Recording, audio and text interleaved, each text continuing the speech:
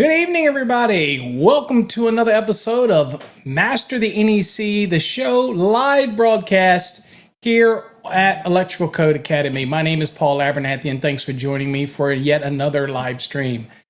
Now, we're continuing on in the episode of the 2023, trying to gear up and get ready for the 2023. And we're going to be looking at another article tonight. Tonight, we're going to be looking at Article 334, dealing in non-metallic sheath cable. Now, I know what you're thinking. You're thinking you have pulled miles and miles and miles of NMB, non-metallic sheath cable. And you're thinking, what else could I possibly learn about non-metallic sheath cable? Well, we're going to see if we can teach you something tonight when you're dealing with non-metallic sheath cable. Cover the code aspects of it so you don't have any more of those issues on your inspections. Maybe you don't. Maybe you always pass your residential inspections. But nonetheless, that is going to be the topic for tonight's show. And thank you all for taking the time to join me. And we've got a lot we're going to cover. So we're going to look at Article 334. We're going to break it down.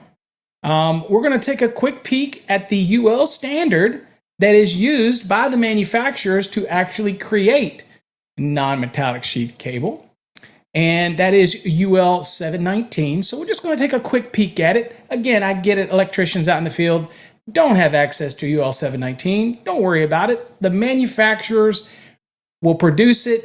It'll be evaluated by a third party like UL, ETL, MET, any of the NRTL, nationally recognized testing laboratories that have the ability to evaluate non-metallic sheath cable. They'll look at it, okay? So that's what we're going to look at tonight. We'll look at a couple illustrations, and that's what we have on the agenda for tonight. So hopefully you'll buckle up and welcome. Again, I am not Dan Bongino. I am Paul Abernathy, and I'm not going to talk politics tonight. So rest assured, this is a politic-free zone tonight, even though I'd love to. It's not tonight. All right. If you also are joining me wherever you're at in the country, do me a favor in the chat. Feel free to shout out, say where you're at, where you're from. You have any success stories you want to shout out about, any recent things that you want to let everybody know that you've been successful on, shout it out. I'll share it here, and we'll give you some kudos. And again, we're all about making better electricians here. Now, before I get started, I want to tell you I am so excited that we are streaming on so many platforms now. Thank you to Restream for giving us the ability to be able to stream on Facebook, LinkedIn, Twitch, Twitter, Facebook. We're even now streaming on our new platform, Fast Tracks Tube. Okay, and I'll talk about that in a minute because we have some giveaways that I want to let you know about. But we're also streaming on LinkedIn as well. So you should be able to catch our show on so many different platforms. And they do rebroadcast throughout the week. So you may catch a rebroadcast. That's okay. It'll say live because I can't control that. But it will technically be live, and you never know who's actually in the chat room. You know what? I might be lurking. Brittany might be lurking. You never know who might be in there. Jeff might be lurking. We know Schwartzy will always be lurking. So again, feel free to watch the videos in the replay and share it with everybody. Okay? All right. So first thing I want to let you know is Fast Tracks Tube. You see it scrolling across the bottom. It is live. We're adding new videos every day. And the videos are not just my videos. We're going to be adding videos from other educators. And what happens is, you know how you've seen that little thing on Twitter? And I guess it's like some of those social media platforms, they have this little icon that says verified.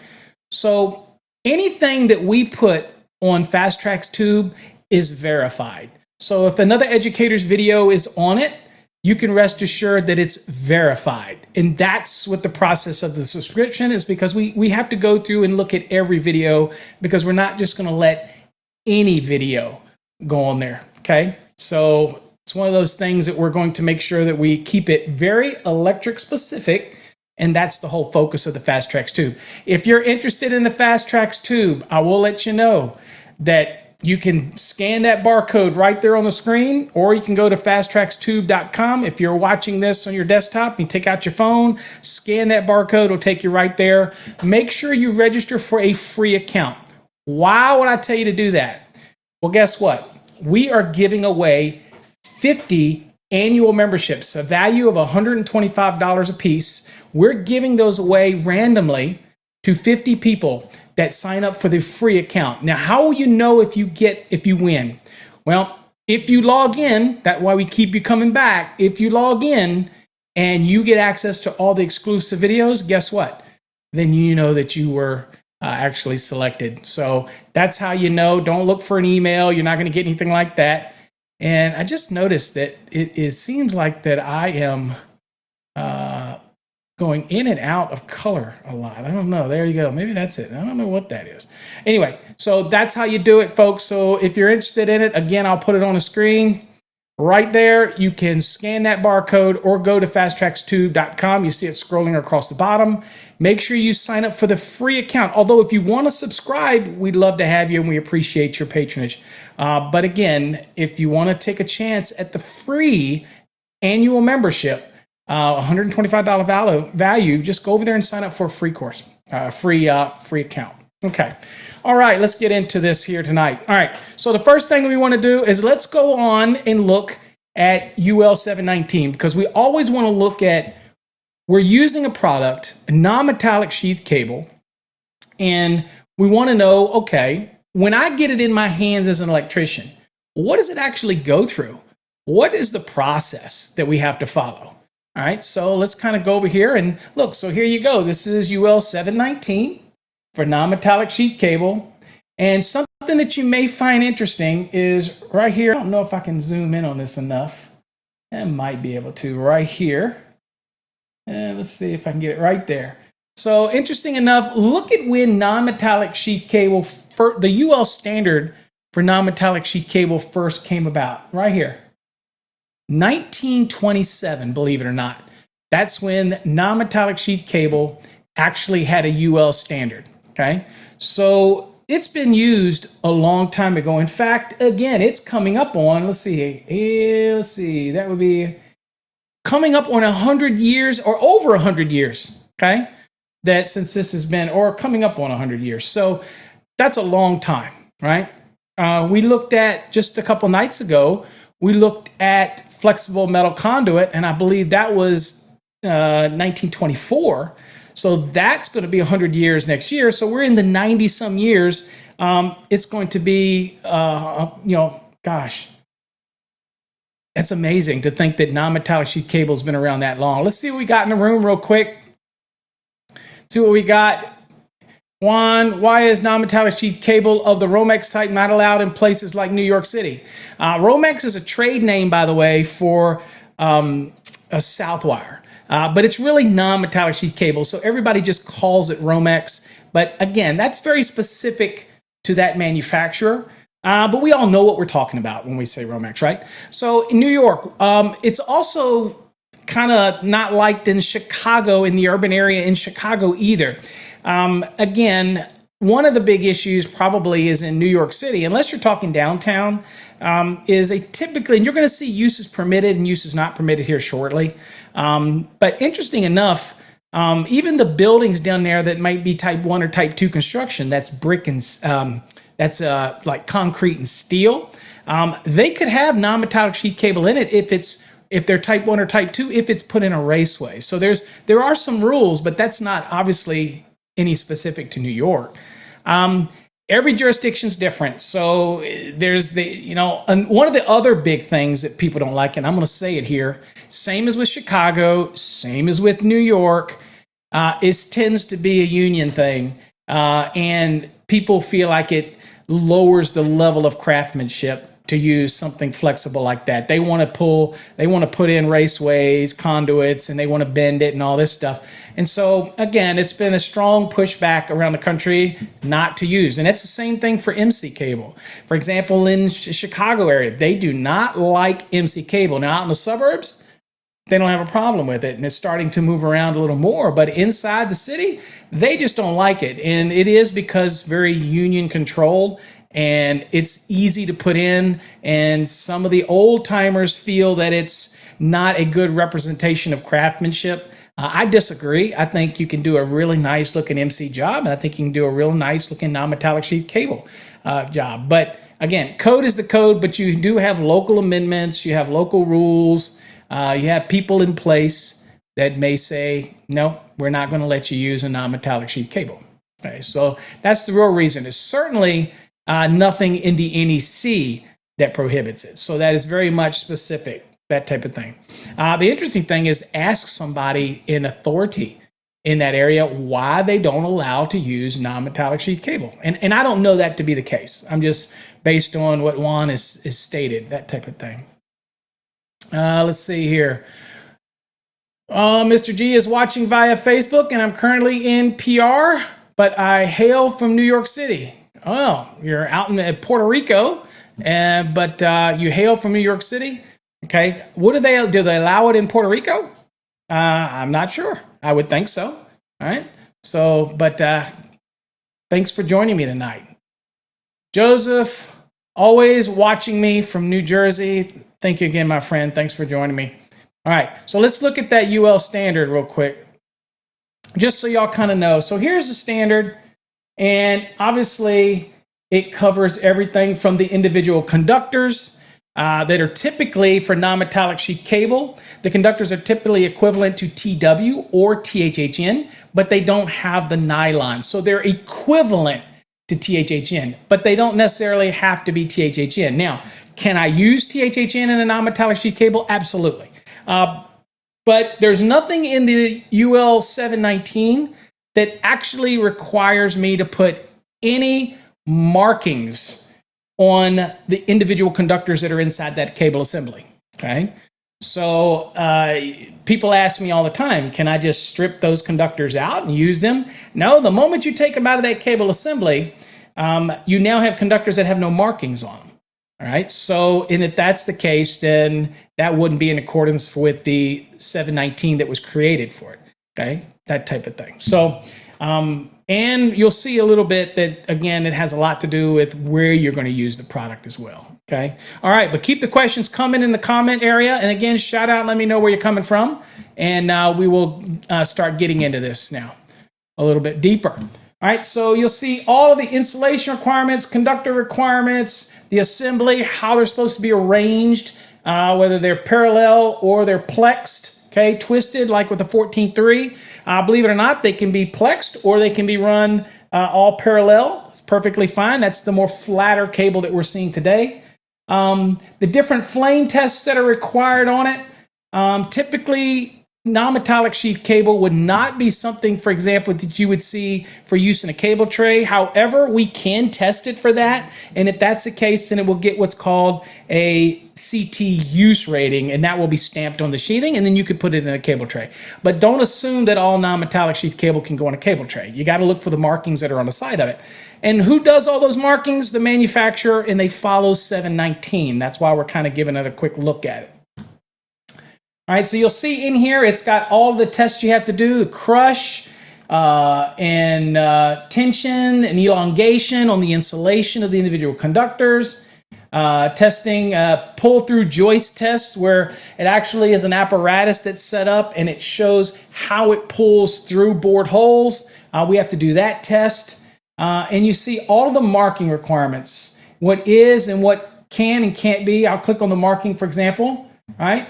See, all printing on the outer surface of finished cable or anywhere within a cable shall be legible and shall be repeated at intervals throughout the length of the cable. Okay, and then it's going to end up giving you the intervals down here. So that's on the sheathing. So again, if we wanted to use conductors inside of it that had the markings on it, then we could. But typically the manufacturers don't do that. Okay. So I just wanted to look at 719 briefly, just so you know that is the standard. So when you buy a product, non-metallic sheath cable, you know that it has to go through a litany of tests. It'll also get tested to UL 2556, which is a test standard for UL.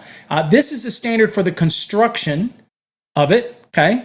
So all of that type of stuff is, again, all done by UL 719. So if you're not familiar with it, it's not something you're going to keep in your truck, right? It's something that the manufacturers make sure that by the time you get the product, that it's a compliant product, that type of thing, all right?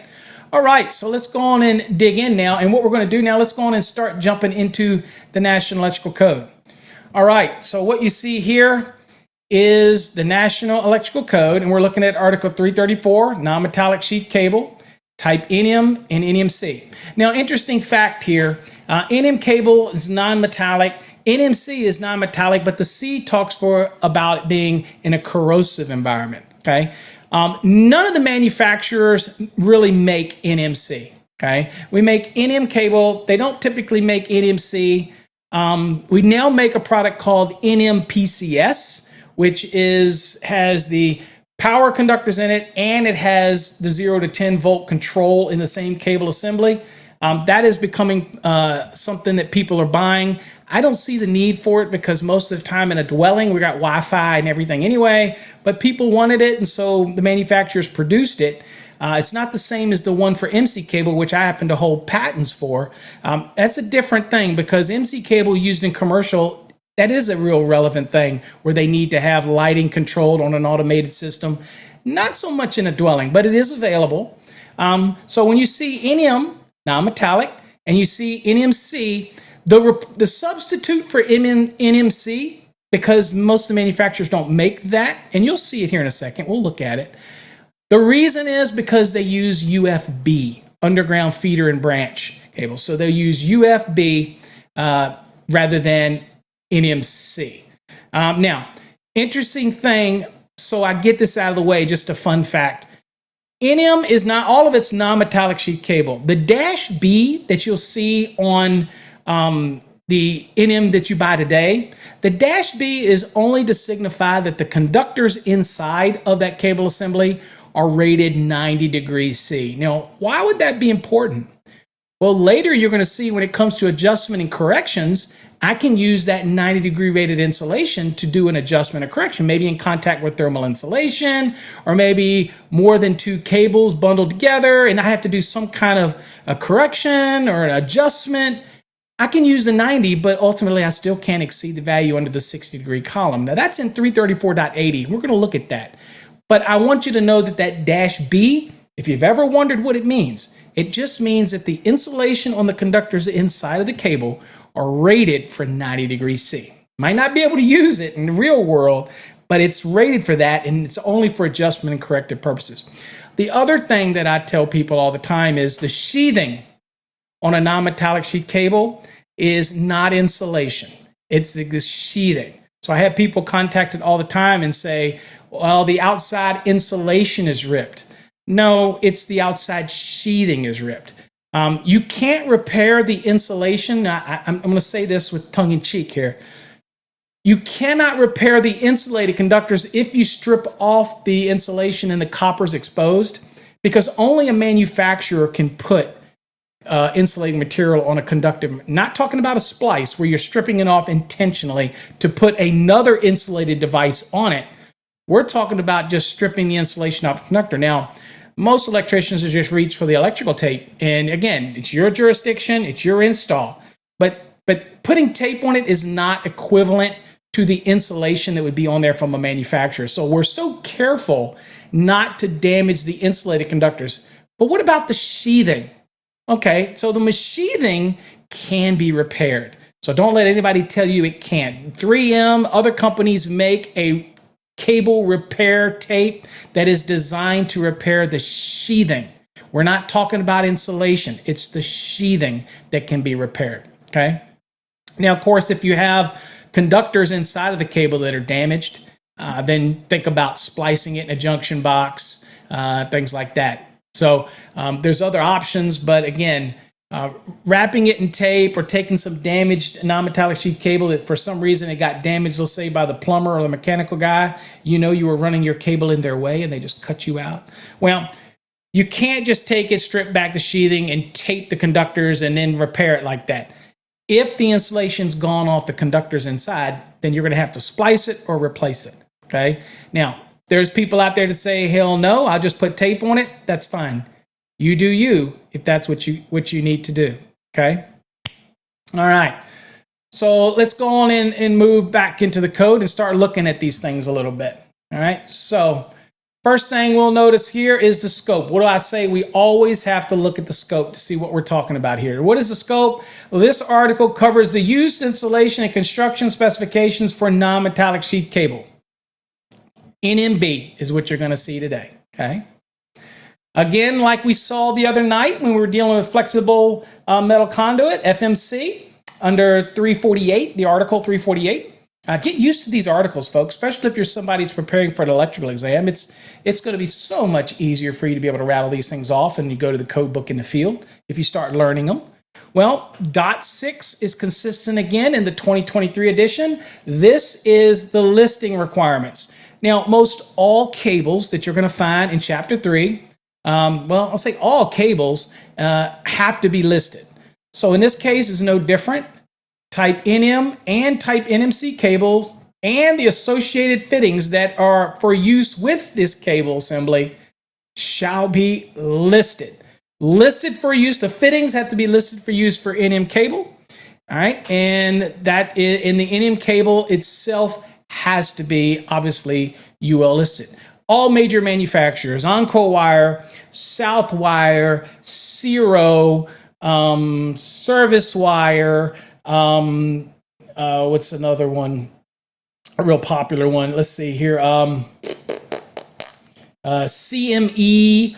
All of those that manufacture non-metallic sheath cables are all going to have theirs evaluated to 719. Usually they have the inspectors come to your facility, your plant, and they will evaluate it before you can even put that little mark on there, no matter who the NRTL is. Okay, so they're listed. You can know that. Now, you get something from China or something from overseas, all bets are off. Okay, so work with those major manufacturers because they're the ones that you're going to be buying listed products from. All right, so that's it for part one. Pretty simple, straightforward. Now we're getting into part two, and this is the installation part of it. And we have the same, if you're preparing, for those out there that are preparing for an electrical exam, right? These are some of the things you just commit to memory, right? Dot 10 is uses permitted. Dot 12 is uses not permitted. Now, uses permitted is not an all-inclusive list, but it's a list that we have in the NEC, and it typically covers most of the applications. Anything else outside of that, you would simply consult with your local AHJ. They have the authority to do something about it. They have the discretion, and some people like that, some people don't like that, but they do in their jurisdiction. The thing that the inspectors have to be careful about is just winging it, all right? So they need to make sure that what they do and what they might allow is not going to get them in trouble or get their jurisdiction in trouble, that type of thing. But they have that ultimate authority, so it behooves you to work with them. But if the code is black and white, then you simply follow the code. All right, so let's look at uses permitted here. So NM cable and NMC cable shall be permitted to be used in the following, except prohibited by 334.12. So what is it saying? I'm going to give you the list. I'm going to give you kind of an example of each one. And it says that they're permitted in all of these situations except where excluded or prohibited in 334.12, because what? Dot 12 is the what? Use is not permitted. Okay. All right, very first one. Number one, and we'll see if this applies to New York. Let's look at this and see. Hey, Swartzy's in the house. Okay, welcome, Swartz. Swartz, by the way, folks, is a moderator over at Fast Track's chat, and he's a moderator at the Sparky Hub. So if you go over there, you mess up, you got to answer to Schwartzy there. He's the one that wields the mighty sword over in those locations. Okay. All right. Juan says NM cable was the workhorse of conductors used in Puerto Rico in the 1950s up until the late 70s. But as a transition was made in the residential and commercial construction trade towards concrete buildings, EMT became the raceway of choice. All right. Very good. Very good. We have a little history of Puerto Rico there. Thanks for sharing. All right, so let's now look here. Number 1 and 2 family dwellings and their attached or detached garages and their storage buildings. Makes sense. So I can do a 1 and 2 family dwelling, and then any accessory building, whether it's attached like the garage or a detached garage, if it's part of the 1 or 2 family dwelling, then I can use non-metallic sheath cable in there as well. Makes sense, right? Should be able to. What's the difference? So that's okay. Next one, number 2, says multifamily dwellings and their detached garages permitted to be of the type 3, 4, and 5 construction. So 3, 4, and 5 deals with things like wood construction, heavy timber. Think wood, okay? If you think of type 1 and type 2, think of concrete and steel. Think of type 3, 4, and 5 is some type of wood construction. So in a multifamily dwelling, and then they might have separate garage units, and a lot of these big complexes, right? They're doing, we've got some here in Texas, as you go out 380, there's some really big multifamily. And they've got these little kind of like garage cabanas that are out behind the residential units. But they're associated with the multifamily dwelling. So the multifamily dwelling is utilizing non-metallic sheath cable. So I would accept the same thing down in those detached garages that are accessories to that multifamily. I have no problem with that at all. Okay, seems very plausible to me to be able to do that. All right, the next one that people forget about here is number 3. And I'm going to see if I can't blow this up a little bit better for everybody. Hopefully this works. And if I block it with me, I'm sorry, I can't shut me down. I learned a couple videos ago that when I close my camera, it turns off the mic. So we don't want to do that. All right, so here we go. Number 3, other structures. And again, this is other structures other than type 3, type 4, type 5, I guess. It's other structures. It could be commercial buildings, not just multifamily. There's a lot of one-story strip malls that are wood framed, right? That are type 3, 4, 5 construction. And obviously, I can use non-metallic sheath cable for that. So it says other structures permitted to be type 3, 4, and 5 construction. So some type of wood construction, all right? And also, if you want to see some examples of type 3, 4, and 5 construction, don't forget that you can go into your code book and you go down to the informative annexes. And in the informative annexes, you have what's called informative annex E, and it talks about the type of construction. So it gives you some examples of type 3, type 4, type 5, all those type of things. So in case you ever wonder, and you're not like an IRC person, or you're not like a international building code person, you're just an electrician and you're doing multifamily or big buildings, you're like, I don't give a darn about those construction requirements. All I know is the plan said I could use NMB. Well, it's good to know when you can and when you can't. I've seen quite a few one-level storage units and one-level office buildings that were all done in type 3 or mostly type 3 construction, right? Just wood framing members, or type 5 construction typically. Typically not heavy timber type 4, but of the wood construction. And people were like, oh, it's commercial. You can't use non-metallic sheath cable. That's not true. That is not true at all. Okay, if it's type 3, type 4, type 5, it's easy to find that out. If it is that type of construction, then guess what? I can use non-metallic sheath cable. Another interesting thing that people don't understand sometimes while we're talking about it is if I have an office building, 1 level or 2 level, whatever, that's wood construction because it's type 3, 4, or 5. And what if, let's say it's in Arizona, what if they're worried about termites? And now they decide they want to do it in metal studs. Does that change anything? No. If it was allowed to be done in type 3, 4, or 5 construction, and they choose to use metal studs, then that's okay. Just got to make sure you put full grommets through all the punches. But other than that, if it was allowed to be type 3, 4, or 5, and you made a design choice to make it metal studs, that's okay too. It's perfectly fine to use non-metallic sheath cable.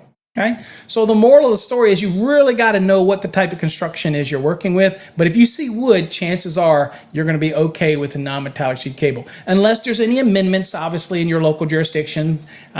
Because years ago, it used to limit the use of non-metallic sheath cable to 3 stories. Well, it used to say it that way. Now the limitation is based on the type of construction. Right? So it might allow you to go up to 3, 4, even 5 stories if you have sprinkling.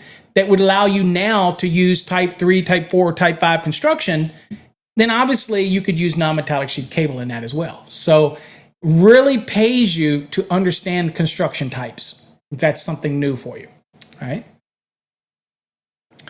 All right, so let's keep on going here. It says now, in these other types of construction here, these other structures, it says the cables shall be concealed within walls, floors, or ceilings that provide a thermal barrier of material that has at least a 15-minute finish rating as identified in the listings of fire-rated assemblies. And of course, you've got this little note down here that talks about the different occupancies and classifications and NFPA 220. That's another place you can go to learn all about the different construction types.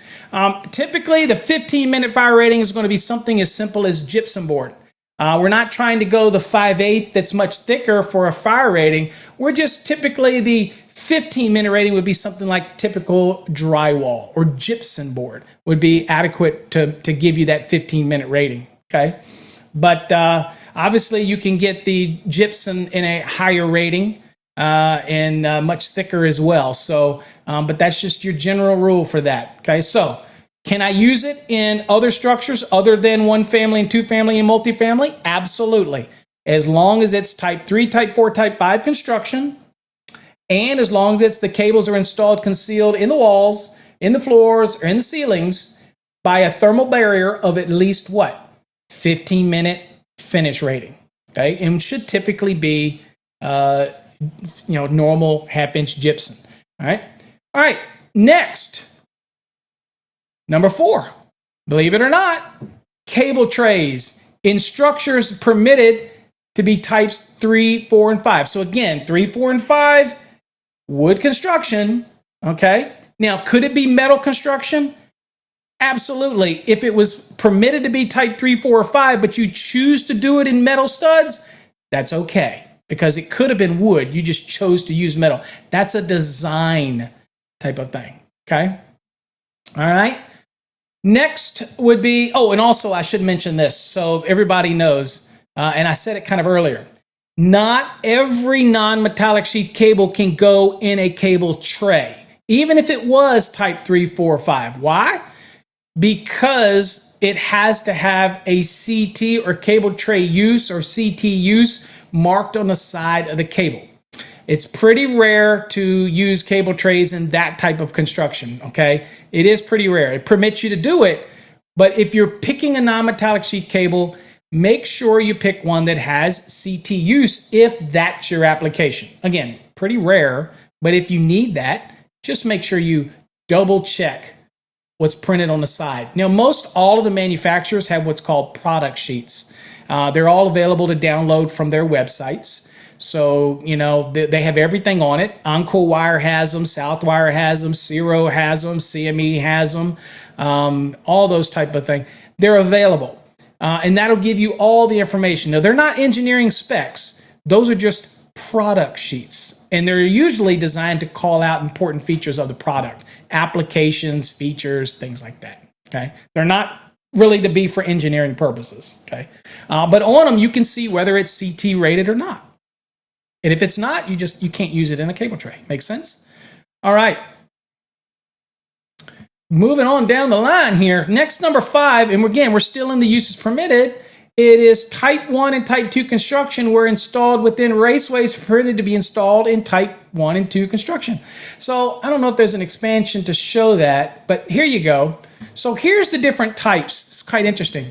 Type 1 is fire resistive. Type 2 is non-combustible. Okay, so concrete and brick. Okay, or you could have a type 1 that's fire resistive material, typically brick and concrete and steel would be that anyway. And then the type 3, 4, and 5, as you can see here, is a combination of combustible and non-combustible. And then, of course, type 4 is heavy timber. That's big, heavy timber construction. And then, of course, type 5, which is what we see mainly, is just plain old wood construction. Now, type 3, 4, and 5 all have an element of what? Typically going to be wood. Obviously, type 3, even though it doesn't say wood, it is combustible, right?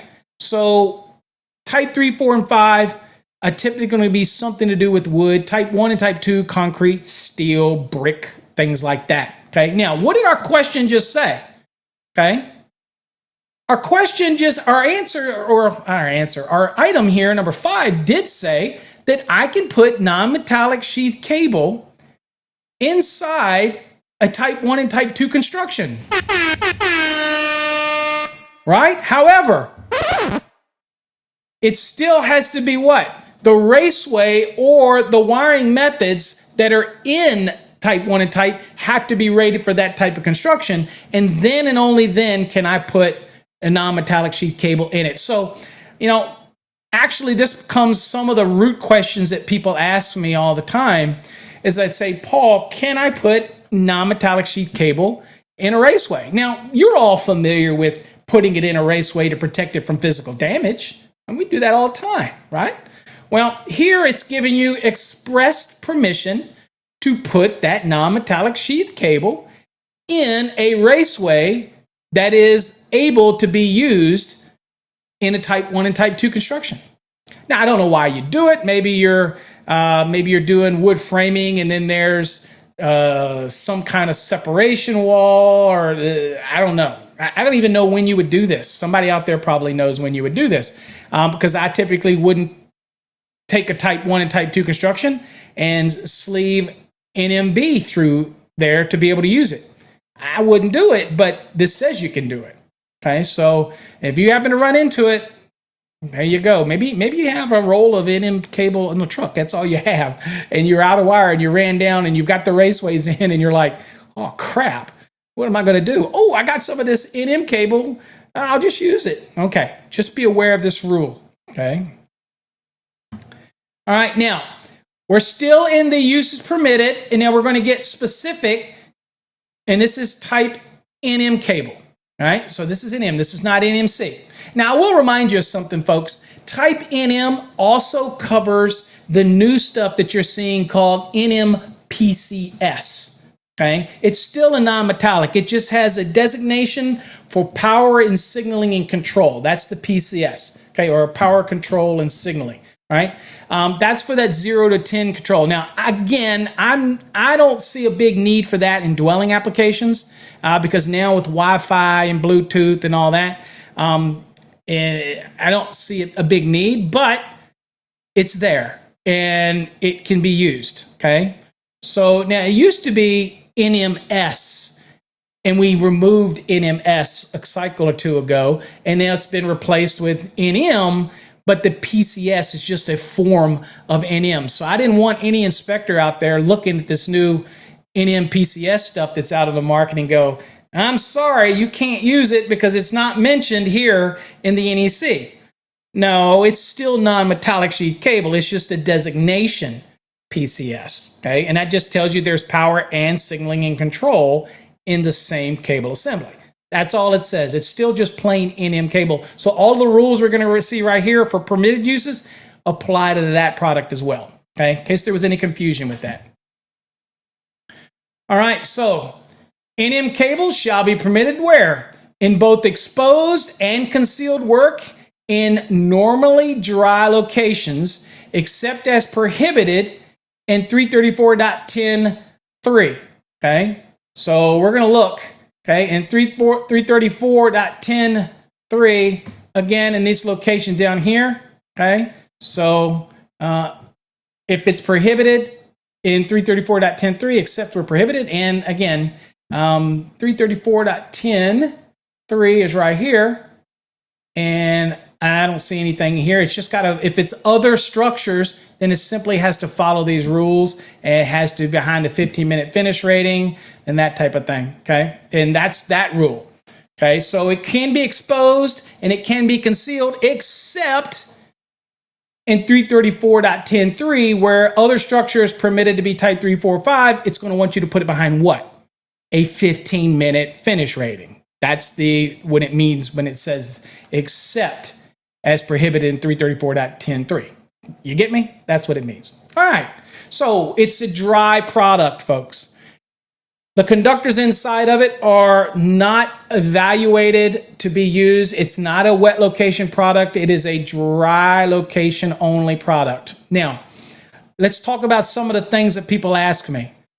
Well, Paul, can I install non-metallic sheath cable in my crawl space because that's a wet location or a damp location? Not necessarily. Okay? Not necessarily. Because I promise you something. If that was a wet location, chances are usually the first floor of that building is not treated lumber. And so if that was not treated lumber, then that would be a problem. It's not in contact with the earth. It might be up a little bit above a crawl space, but typically they put in insulation and everything like that. They're not banking on that being a wet location or even a damp location, okay? This is going to be very specific to your jurisdiction, how they feel about this. To me, a crawl space, properly vented, is a dry location. No different than if my basement floods because of a storm, doesn't turn it into a wet location. It's still a dry location. No different than inside of my bathroom in my house, just because my shower might steam up things, doesn't make the location in the bathroom a wet location. Now, we're not talking about in the bathtub space or the shower space. We're just talking in general. So you're going to have to work with your AHJ, but hopefully they're going to be a little bit understanding that, crawl spaces, just because it's in a crawl space does not make it, by virtue of being in a crawl space, a wet or damp location. Okay? And a lot of this, again, is going to be the determination inspector. It should not be that wet and that damp underneath your crawl space. Enough that would be needing to call it a wet or damp location. Let me tell you why. Because when we evaluate NM cable, it is submerged in water. Not the conductors, but the sheathing is submerged in water and tested. So, if you get a little moisture on the sheathing, it's no big deal. If it's in the ceiling and you have a flood on the second floor and water runs over top of the sheathing, it's no big deal. However, if water gets into the ends of the cable, that's a big deal. Okay? So I encourage you to also get the NEMA evaluating water damage document and read what that says. It was created by all of the manufacturers coming together with NEMA and writing that document. You can Google it and find it. But I'm telling you, not all crawl spaces are determined to be wet or even damp locations. It's all very specific to the local jurisdiction, and they're already going to have well-established rules if that's the case. Okay. I've done many a crawl space, and many of them were not wet or even damp locations. They were dry as a bone. So again, very specific, and it's going to be an AHJ call. All right, next, number 2, use is permitted again to be installed. So they're permitted to be installed in installed or fished in air voids of masonry block or tile walls. Okay, that's the air void. Okay, didn't say anything about embedding it, putting it in any mortar. It says the air voids. Okay, so if you need to fish it from point A to point B, and then maybe it's completed and you need to get it, then you can definitely fish it in those air voids of masonry block or tile wall. Okay, and I don't see any enhancement here or anything like that. So there you go. So that's for the NM. Now, what about this NMC? Now, we'll go this really quickly because I told you NMC is not something you're going to be able to readily go grab out on the market. Okay, it's not something you're going to find. So NMC, what do we use as a replacement for NMC, folks? If you ever wanted to know, UF cable is exactly what we're going to use as a replacement for NMC. Okay, so, but it's in the code, so we got to look at it. So NMC cable shall be permitted to be one for both exposed and concealed work in dry, wet, damp, or corrosive locations again, except as prohibited in 334.10.3, which means it needs behind a 15-minute finish rating when it's other structures other than a one family, two family, or a multifamily. Okay, same rule there as you had before for the non-metallic sheath cable. All right, so interesting, right? So this is an NMC that allows for you to use it in dry, wet, or damp, or even corrosive.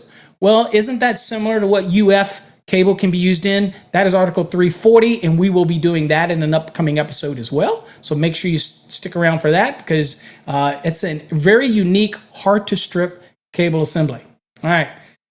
Next, NMC can be in outside and inside walls of masonry block or tile. Okay, so you can put it in those walls, not a problem. Number 3, it says in shallow chases in masonry, concrete, or adobe, protected against nails or screws by a steel plate at least 1/16 of an inch thick and covered with plaster, adobe, or similar finish. Okay, so you need to get it down a wall. You're able to, with NMC, you're able to actually chip out a chase, cut out a chase, lay the cable in there, put a protective plate over it, a 1/16 inch, like a nail plate, but this would be a long running plate. You put it over the entire groove that you cut down to wherever your box is going to be cut into. And as long as you do that, and then you can finish over it, plaster over it, or whatever, and you're done. So you can't do that, right, with NM cable, but you can do that with NMC. And incidentally, you could also do that with UF. Okay, so there you go. All right, so those are your permitted uses. Is that a word? Maybe not. All right, next, let's start looking at where you can't. 334.12, uses not permitted. Okay, all right, so the very first one, A, this is for type NM and NMC. So both of these, use not permitted. Number 1, in dwelling or structures not specifically permitted in 334.10, 1, 2, 3, and 5. Well, you remember what those were? Those were not, so it's okay in 1 and 2. It's okay in multifamily. It's okay how it's stipulated here in other. And let's see here, and 5. And it is okay in type 1 and 2 construction. Okay? So, all right. So it's not permitted in any dwelling or structure that is not specifically listed in the uses permitted that we just went through. If it's not one of those, guess what? Boop, can't use it. Next, NM and NMC, exposed within a dropped or suspended ceiling cavity in other than 1 and 2 family and multifamily dwellings. Interesting one, right? So you've heard this for years. I cannot put non-metallic sheath cable above a suspended ceiling in a commercial building, okay? But I can in a 1 and 2 family, which sometimes will have little drop ceilings in there. I can have it above that. And I can have it in the multifamily dwellings. Okay, look, be very careful. Sometimes the multifamily dwellings, depending on how it's classified, you have common corridors and you have the multifamily dwelling itself. And it is okay above the suspended ceiling in the multifamily dwelling, but when you get out into those corridors, they might be classified by your jurisdiction as commercial, and then you would not be able to put it above a suspended ceiling in the commercial location, but you would in the multifamily dwelling location, okay? One way around that is usually if there's drop ceiling in the multifamily dwelling units, that in the common corridor, it's a finished rating, and usually is just finished gypsum board rating, okay? So this is specifically telling you about being exposed, and it's okay in 1 and 2 family, and it's okay in a multifamily dwelling. It is not okay in other applications, commercial, things like that, all right? All right, next one is obviously as a service entrance cable. Okay, so you can't use NM cable as a service entrance cable. Makes sense. Number 4, in commercial garages having hazardous classified locations as defined in 511.3. And of course, 511.3 is talking about area classifications, and this starts talking about class 1, class division 1, division 2, all that. So obviously you can't have it in those locations as is specified here. And it just reminds you of that, okay? So you can't have it in commercial garages having a hazardous classified locations. Now, number 5, in theaters and similar locations except where permitted in 518.4c. So this is places of assembly. So I can't have it in theaters. Typically, they're going to be over 100 people. That's the threshold for places of assembly. And I can't, for example, a church. I couldn't have it in a church in the area where it's the places of assembly. However, I could possibly use it out in the administrative areas, out where they're maybe framing up their offices or things like that, that don't have the same classification as the area that's specifically listed as for place of assembly, and that's going to kick in the requirements for this. So again, different applications. So we'll click on this so you can see it right there. And here it says, in addition to the wiring methods permitted in 518.4a, non-metallic sheet cable, electrical non-metallic tubing, and rigid non-metallic tubing shall be permitted to be installed in those buildings or portions of those buildings that are not required to be fire-rated construction by the applicable building code, okay? So if you were to look here to the left, just to show you, 518, right here, assemblies. So if you have the assembly area where people gather, typically the separation from the, say, administrative areas and the actual place of assembly will usually be a rated assembly. It'll have a rated wall, 2-hour ratings or whatever. So there's a separation. In that area, no, where you're going to have the place of assembly.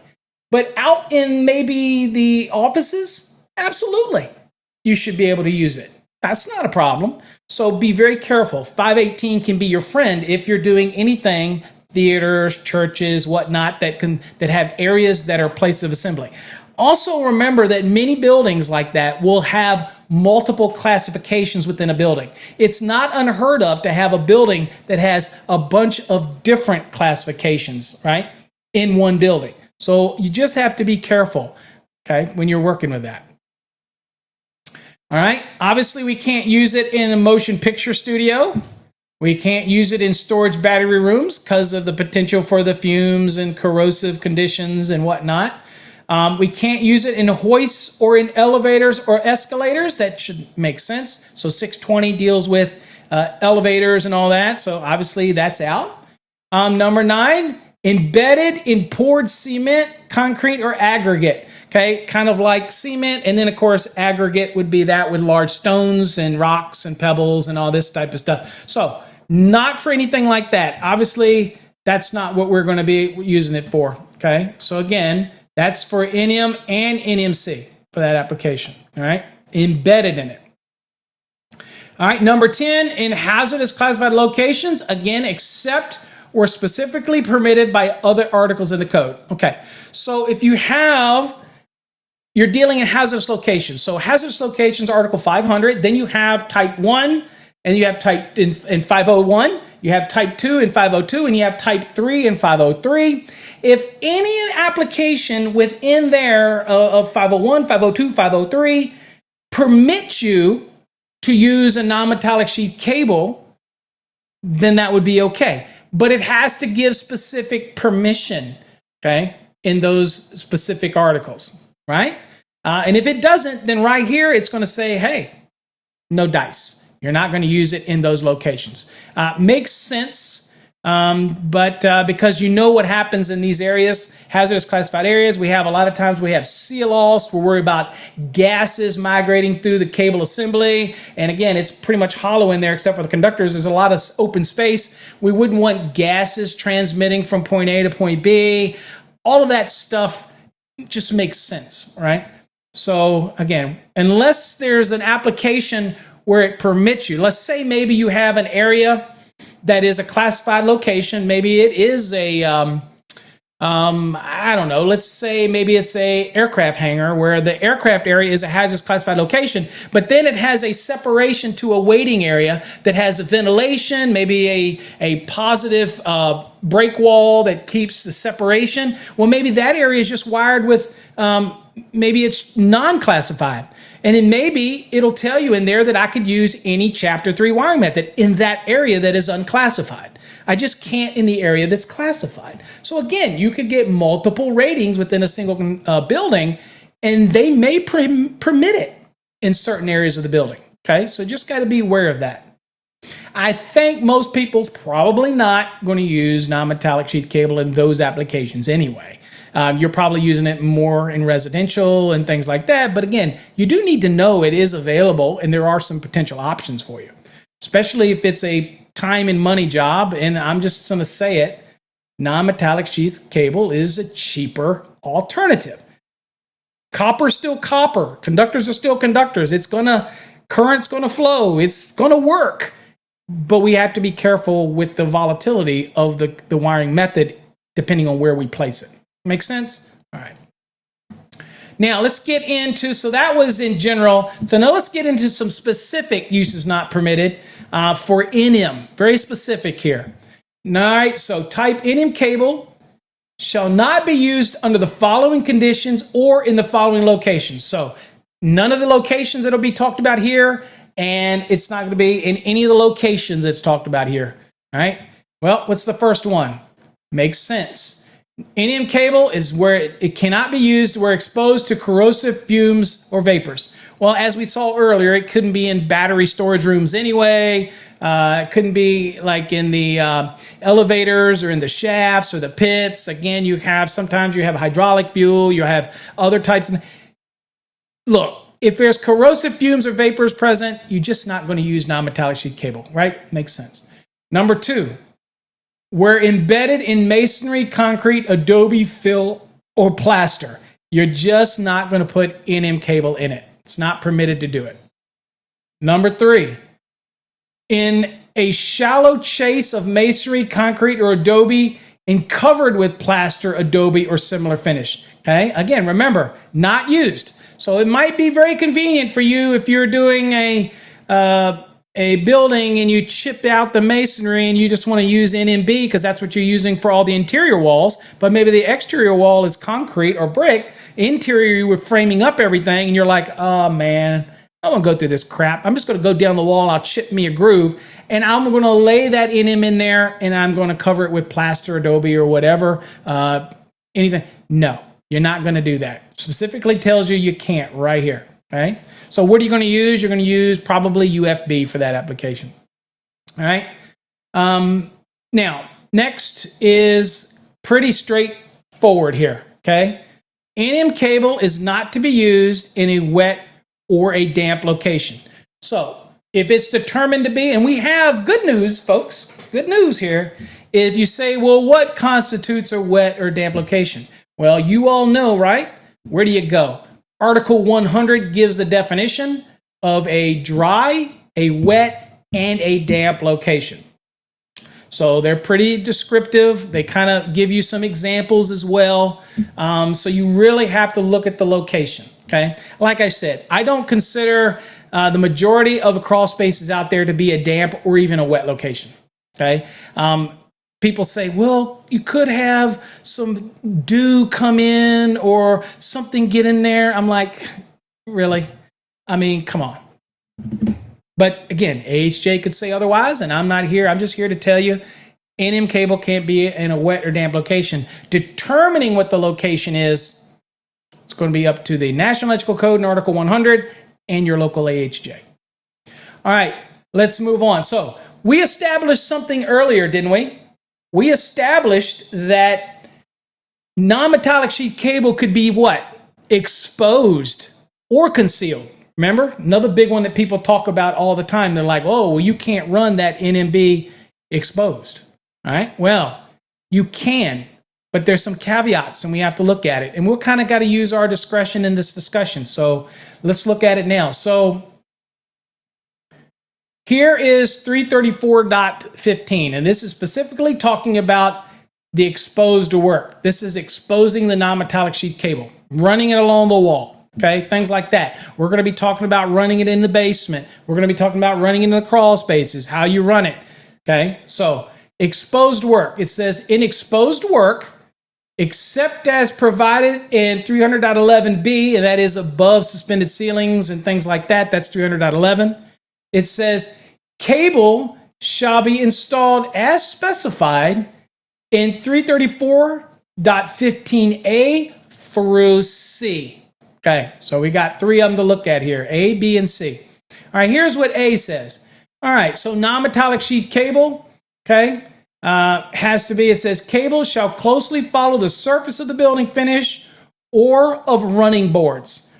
Okay, so what they don't want is you stringing out non-metallic sheath cable out at the expand, as it runs out away from the building. It needs to run along the surface. If it's going to run out and not be on the surface, then it needs to what? It needs to be on a running board to support it, okay, and to protect it. Now, we're also going to see a little later when things like attics and whatnot for protection.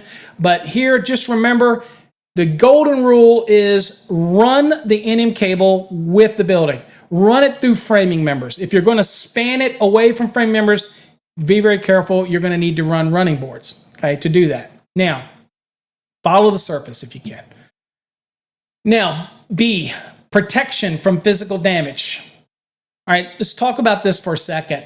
There is no definition in the National Electrical Code for physical damage. Don't go looking. You're not going to find it.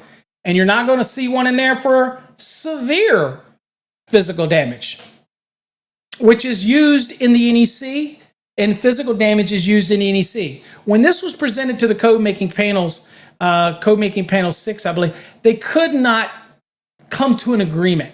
It's kind of like us in code panel 5. We could not come to an agreement what objectionable current was, because there were some situations where you have to have some type of objectionable current. You can't get rid of it. Just the nature of what the code allows, right? But we tried to define it, and it just didn't go anywhere. And you used to have some of the greatest minds on code making panel 5, okay? Shout out to my code panel 5 members, all right? But we could not come to the determination. Well, they could not come to the determination of what physical damage is, even though we might think in our mind what we know it is. And if you think you got a great definition for physical damage, guess what? You have until June to submit a public input for the 2026 edition of the National Electrical Code. Get off your butt, put it in, okay? It's easy to complain about the code until you put the pen to paper, or in this case, electronically submit a public input, and maybe you can substantiate it, and maybe you can get the code changed, okay? And then you're like, hey, I got the code changed, okay? All right, anyway. All right, so let's go here and look here. So, all right, physical damage. Cable shall be protected from physical damage where necessary by rigid metal conduit. That's acceptable to protect it. So here you see we can put NM cable in a raceway. People question that, but perfectly fine to do so. Intermediate metal conduit, IMC, and this is typically referred to rigid metal as thick wall and intermediate metal is thin wall, okay, or thinner wall, I guess. And then you have electrical metallic tubing. Now that just got added last cycle because before it was never able to provide physical damage protection, but now it can. Schedule 80 PVC conduit. Not Schedule 40, Schedule 80. That can be used, and it's thicker, okay? And uses the same size fittings as the 40, but it's thicker, so the interior space is less for an 80 than it would be the 40 because it's a thicker wall.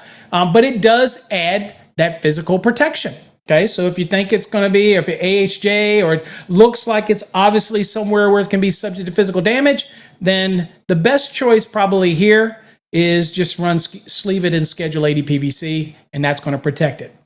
Now, you also get to use RTRC. This is like a resin thermoset type of compound, like a fiberglass-ish type of thing.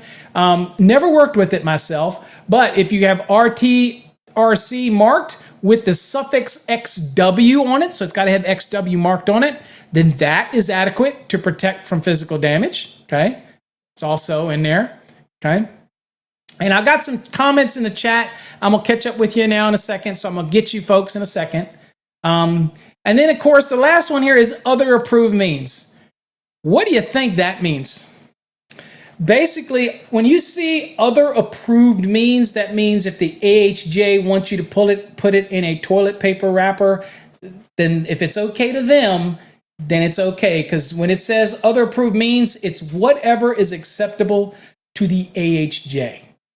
Trust me, they're not going to let you use a toilet paper roll. But there are other products out on the market that could protect it, right? Okay, so, be aware of that you can buy other types of products that will sleeve over it. Maybe it's just like a cover that goes over it. I'm sure you folks have seen the utility poles that have that U-shaped protective thing that runs all the way up the pole. Okay, well, they probably make protectors. That would be something that you would present to the AHJ, and they say, okay, look, that's equivalent. I'm okay with that. That's another approved means, and they would use it, okay? Now, that's that part. So who determines subject to physical damage?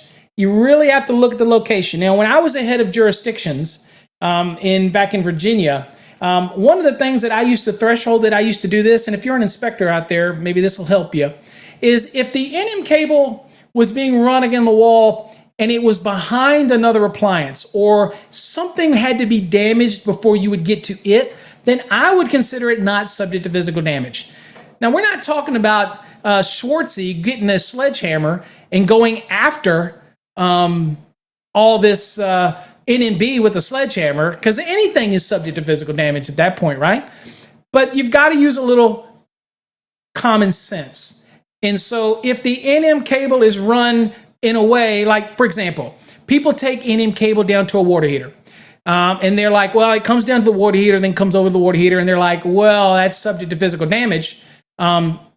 All right, and it's supposed to run with the building surface, you remember? But then it comes over and it comes down to the water heater. It's usually close to the wall. We don't give anybody any real slack over that, or any fit, I should say, fit. But the sheer thing is that you would have to damage that water heater, okay? You would have to damage the water heater in order to damage the NM cable. So in a sense, the footprint of the water heater is greater than the NM cable. So I would judge it not subject to physical damage, and I would allow you to use it. Just remember, every AHJ can look at it different, and opinions, everybody's entitled to one, and everybody's got one. Today, in the woke society that we live in today, everybody's got an opinion. So there you go. All right, now, next, where the NM cable passes through a floor. Okay, so if it's penetrating through the floor, like you're coming up through the floor into, let's say, a cabinet or something like that, that penetration. Now, how many of you do this? It says, we're passing through a floor. The cable shall be enclosed in rigid metal conduit, intermediate metal conduit, electrical metallic tubing, Schedule 80 PVC, wink, wink, wink. I'm using Schedule 80 PVC in this situation, by the way, or RTRC with the suffix XW, or other approved means extending at least 6 inches above the floor. So basically, as it penetrates through the floor, okay, then you want to make sure that the raceway extends up 6 inches so it fully carries it up into whatever you're going past the floor. Now, don't confuse this, folks, okay? Don't confuse this with coming up through the floor into a wall cavity. Not required here. This is penetrating the floor, okay? Not the bottom plate, okay? Just saying. Be aware of that. All right, so this is what we're seeing right here. I just read it to you. Right here, we're passing through the floor. The cable shall be enclosed in rigid metal, intermediate metal, EMT, Schedule 80 or RTRC with the XF suffix or other approved means, and it has to extend at least 6 inches above the floor. So that is as if you're popping through the floor. A good example of this would be an island. If you're running it out to an island and you're popping up through the floor in the bottom of the island, then you want to make sure that you extend it up 6 inches of the protective raceway. In this case, I would use Schedule 80 PVC, by the way. Okay. All right, next. Now, you see this is in yellow. Notice what it says here. It says, conduit or tubing shall be provided with a bushing or adapter that provides protection from abrasion at the point the cable enters and exits the raceway. So, in the past, what people would typically do was take a piece of Schedule 80, cut it off, hopefully deburr it, put it in, and that's it. Now it's required to do what? you're required to put a fitting with a bushing on it, or you could put a bell adapter on it, or they do make these adapters that are designed to go over the end that just for abrasion. Okay, they're like a little sleeve. Okay, whatever, you have to put that so that you don't have those sharp edges. Now, if you've never been cut by PVC and you think that you can only get a cut from rigid, intermediate, EMT, then you ain't been doing it long enough, because I can tell you what, sharp edges of PVC will cut you just as quick. Okay, that type of thing. So keep that in mind. All right. All right, so let's keep on going. So next, this is specific to NMC. It says type NMC cable installed in shallow chases or grooves in masonry, concrete, or adobe. Remember, we can't do that with NM, but we can with NMC. It says it shall be protected in accordance with the requirements of 300.4F and covered with plaster, adobe, or similar. Now, again, 300.4F, again, talks about those shallow grooves, and that's what talks about that 1/16 of an inch steel plate that has to be installed to protect it in the entire groove. Okay. Now, there is an exception to that where you would do this 1/16, but again, that's when you use steel plates, sleeves, or equivalent shall not be required to protect it if you happen to be putting it in rigid, intermediate, rigid PVC, RTRC, or electrical metallic tubing. But in our case, we weren't. We were putting NMC in the wall, in that brick or whatever, masonry, and we were putting plaster or whatever in covering that. Okay, so that was different. Okay, in this case, we weren't. We were just simply taking the NMC and putting it right in the shallow chase or the shallow groove, right? That type of thing. Okay. Let's see here, just a shout out real quick. Clarence Everline, listening and watching from Georgia. Thank you, my friend. Thank you for joining us for this episode. We've got some other stuff here. Joseph says, good hand on the NEMA. Yes, definitely check out the NEMA Evaluating Water Damage document. Again, it was compiled by many manufacturers, so make sure you grab a copy of that. Okay. Let's see here. What do we got here? Clarence says, thank you, because I have used cable trays in commercial settings, but was not sure about residential. Really big multi-million-dollar homes have used cable trays. I'm not going to say that I've never done it. We used a type of cable tray in a large residential, but here's the thing. That wasn't actual cable tray. That was a supporting system. They got around some of the rules by naming it something else. I think Caddy makes it. So it wasn't technically a cable tray. So it was more of a supporting system. And and that's all cable trays are anyway, a supporting system. But this was made by Caddy, and it wasn't actually designed to be a cable tray. It was very unique to them. Caddy makes it. But you can put NM cable in there that doesn't have a CT use because it's not listed as cable tray. So if you know the ins and outs, you can get around some things. Okay. But we did put a cable tray one time in a residential application, and we had some issues. So we ended up finding that Caddy product, and that made it easier for us. We didn't have that stuff to mess with. All right, so anyway, let's move on. Now, next is unfinished basements and crawl spaces. Hang with me, folks. I know this is going to be a long one, but again, NM cable can be a long one, so just hang in with me.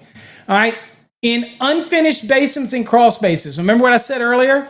What does it say about that? Now, it says, where cable is run at angles with joists in unfinished basements and crawl spaces. Now, when we're saying angles, what he means is, it's not running parallel with the framing member.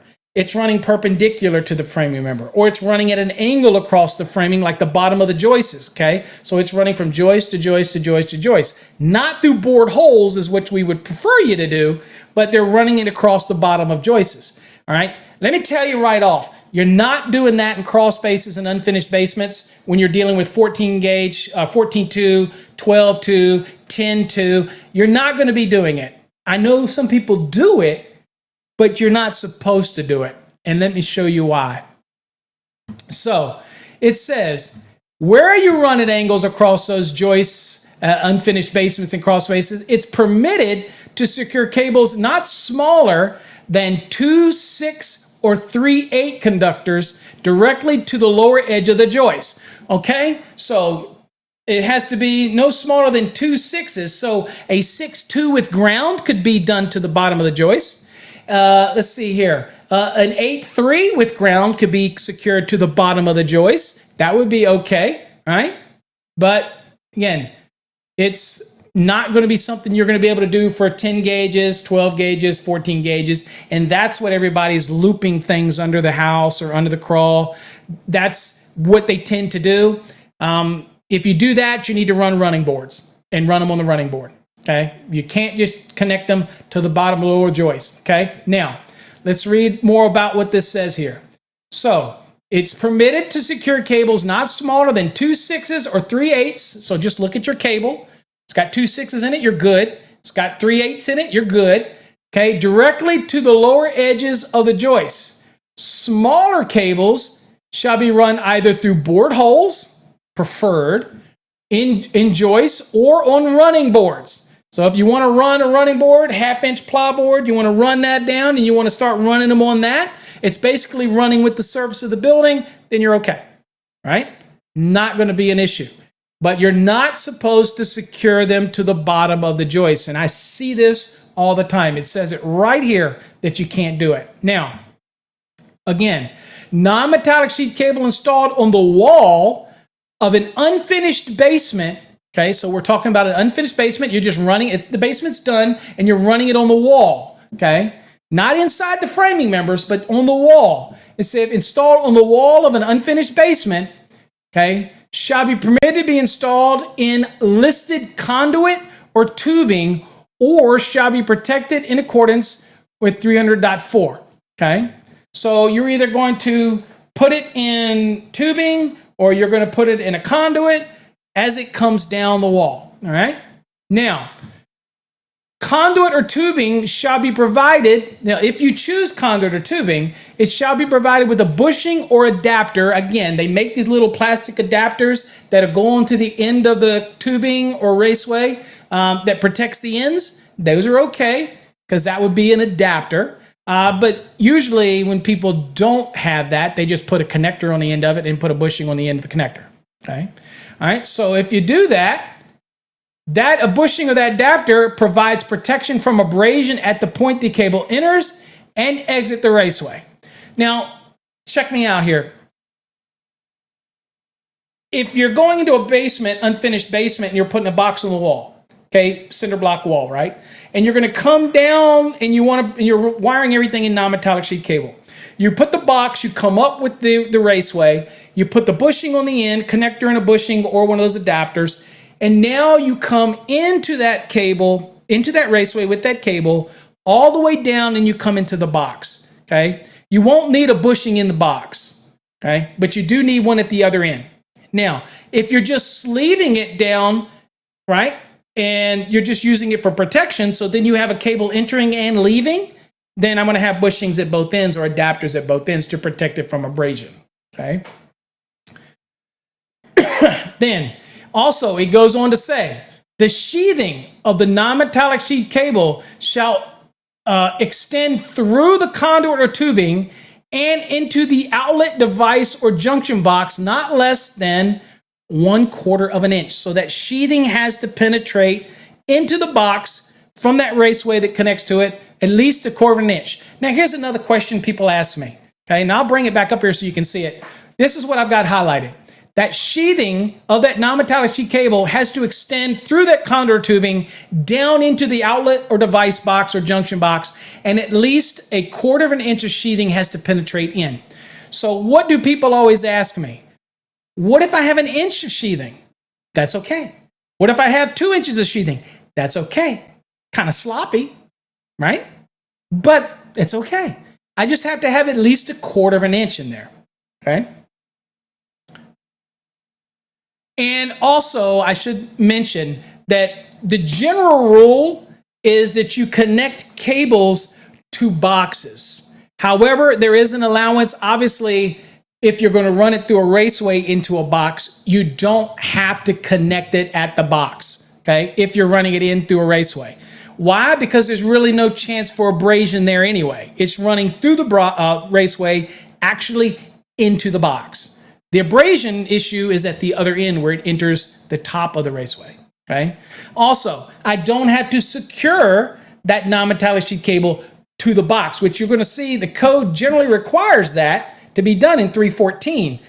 But I don't have to do that if I'm running it into a box through a raceway.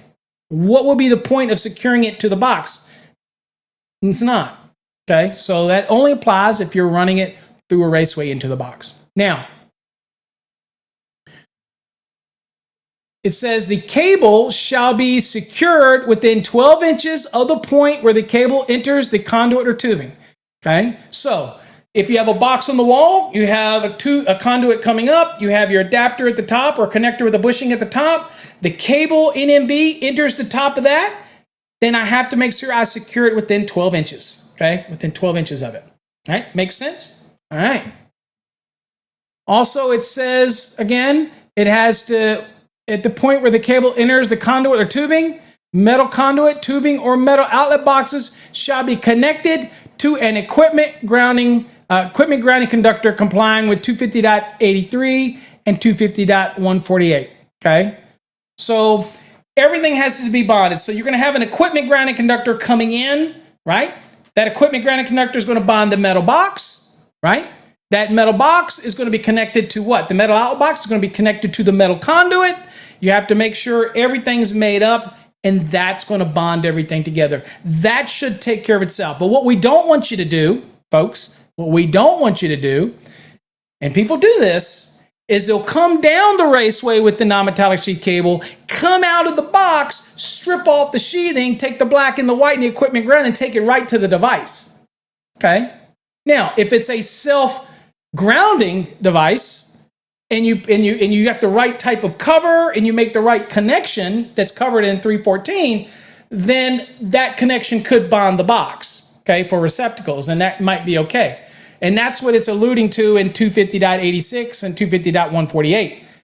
The key takeaway here is you have to ensure is if it's a self-grounding receptacle or whatever you're doing, you need to make sure that raceway is connected to the box, metal box, and all that is connected to the equipment grounding conductors. All has to be connected together. In case that raceway gets energized, we need to clear an overcurrent device. We don't want it to be floating out there isolated, right? Just because we got a cable with an equipment ground coming down, let's not forget about these metal pieces that are encasing conductors that are energized. That needs to be bonded too. So that's a real high level of our grounding and bonding course, but you want to make sure that you're meeting that requirement as well. And let's see if there's any illustration, a picture. No pictures. So, okay. All right, next. 334.17. Through or parallel to framing members, okay?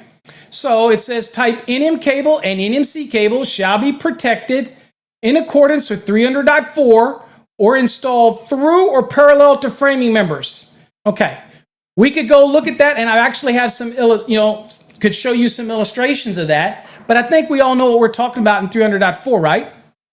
If I've got a bored hole, I need to make sure that from the edge of that bored hole to the edge of the framing member is at least 1.25 inches, not 1 inch. If it's 1 inch, then I got to do what? I got to put a nail plate on it, 1/16-inch nail plate, protect it from nails or screws, okay? So you want to make sure your bored holes are in the middle of the framing member. Make sense? Now, people ask me this question all the time. Paul, what if I have a wall and I have an open cavity behind it, say under a stairs or something like that? It's just a sealed off cavity. What if I go behind that and I don't bore any holes at all? Then you don't have any problem. It's okay. As long as it's still secured and supported every 4.5 feet, and we'll see that in a minute, then you're okay. However, if I have a building that has siding and I have framing members and I'm boring holes through framing members, it's not a void on the other side, but there's actually the potential for somebody to drive a screw from the outside in, like the siding or the plyboard or whatnot, then it makes a difference. When I bore that hole, both sides of that stud come into play. Okay? So I have to make sure that if it's in a wall that's got the potential to be damaged from both sides, then I have to make sure that I have what? At least 1.25 inches from the edge of the board hole to the edge of the framing member. Now, let's use some common sense here. If I'm putting a wood framing member against a cinder block wall, then I'm going to pay more attention to the board hole towards the area where it could have gypsum board screwed in and stuff than I am on the side that has what? The side that has cement block. Okay? That should be common sense. However, we have seen AHJs who will say, I don't care whether it's cinder block or not. The way the code is written, it'll say that it needs to be no closer than 1.25 inches from the edge of the board hole. It doesn't say in there only one side of that. It actually talks about both sides of the framing member. And in fact, that was a change to make it clearer in the 2023 edition. So I will show you that just so you get it. And again, I'm saying use common sense. Obviously, it's cinder block on the other side. But you know what? There are code purists out there that'll say, nope, code says what it says. All right, well, I will show you right here. See this grayed out? I'm going to take you here, folks. See this right here where it says edges? I'm in 300.4, which we were just talking about. Right here. It says, now I'm going to read it to you and tell me what you think. It says, in both exposed and concealed locations where a cable or raceway type wiring method is installed through board holes in joists, rafters, or wood framing, wood members, holes shall be bored so that the edge of the hole is not less than 1.25 from the edges of the wood member. Folks, if I want to be literal here, and I know I get those naysayers and those nasty wits that want to post stuff, if you get an inspector who purely reads that and doesn't want to put any common sense into it, and it can happen, then you better be very careful how you bore that hole. Because it says the edges of the wood members. There's 2 edges to the bored hole. Actually, there's 4 edges.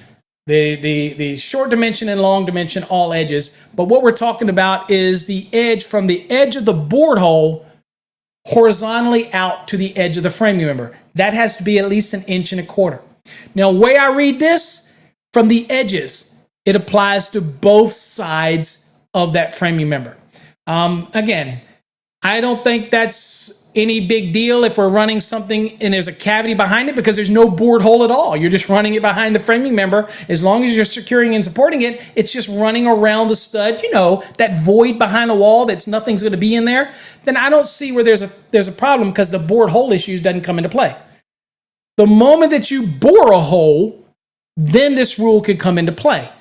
And again, it's going to be how the AHJ interprets that. But if you read it literally, that's a change. You notice how it says edges? They didn't just change this to add the S or add edges for no reason, folks. I'm just saying. It's just my opinion. I say be careful and pay attention to both edges. Okay? Don't want to have anything cause you any potential problem. I'm just saying, keep it simple, stupid. All right. So as you can see here, and I did show you, but I'm going to go back real quick because I don't think I was on that screen. I sometimes forget. Right here, you see it says edges. See it's kind of shaded. It says the edge of the hole is not less than 1.25 inches from the edges of the wood member. 2 edges. Okay. All right. Just saying. That's how the code reads. And I can tell you a way to get around that. If you had an inspector who said that you had a wall, a framed wall, a wood stud wall, and it was against cinder block, okay, and there's a little gap back there maybe, then you running it back there in the gap, as long as you're still securing it within 4.5, then you're running it back that way, then there is no board hole. So there is no question about that. Okay, I'm just saying. There's many ways to skin a cat. Is that a good saying? Can you say that anymore? Skin a cat? Okay. Anyway. All right. So that's what we got there. Just be careful of that. And it also applies when you're running parallel with the framing members, right? That's what we were talking about. So parallel with the framing member means that if I'm running it with the framing member, like the joists, or running it up with the side of the 2x4, and I'm not going through a bored hole, then I still have to maintain what? 1.25 inches from the edge. That's why they use those stackers, right? Trying to keep the cables in the center of the framing member, or at least 1.25 inches away from the edge. So for bored holes, you got to be careful. For parallel with framing members, like running them along joists or running parallel with the framing member, make sure you install them in the center so that they're not near 1.25 inches from the edge. Okay, and that one has nothing to do with bored holes, by the way. Okay, so keep that in mind. All right, 334.19, cable entries. The sheathing of non-metallic sheath cable shall extend not less than 1/4 inch beyond any cable clamp or cable entry. So what we mean here is you might have a clamp to a box, and let me go on and kind of give you an illustration here. Let's jump over here. Okay, so what you see here on the screen right here is a cable clamp. Okay, so the sheathing has to extend beyond the clamping mechanism into the box at least 1/4 inch, right? But what if it's one of these boxes that has no clamp? It's just a knockout. Then you have to still extend it in at least 1/4 inch. Okay, makes sense? All right, so that's what it says right here in 334.19. Can I have 1 inch? Can I have 1.5 inches? Absolutely you can. Again, it gets to where the borderline sloppy, but again, workmanship is in the eye of the beholder, right? So that type of thing. So you do you, but you need at least 1/4 inch, okay? All right, next, 334.23, accessible attics.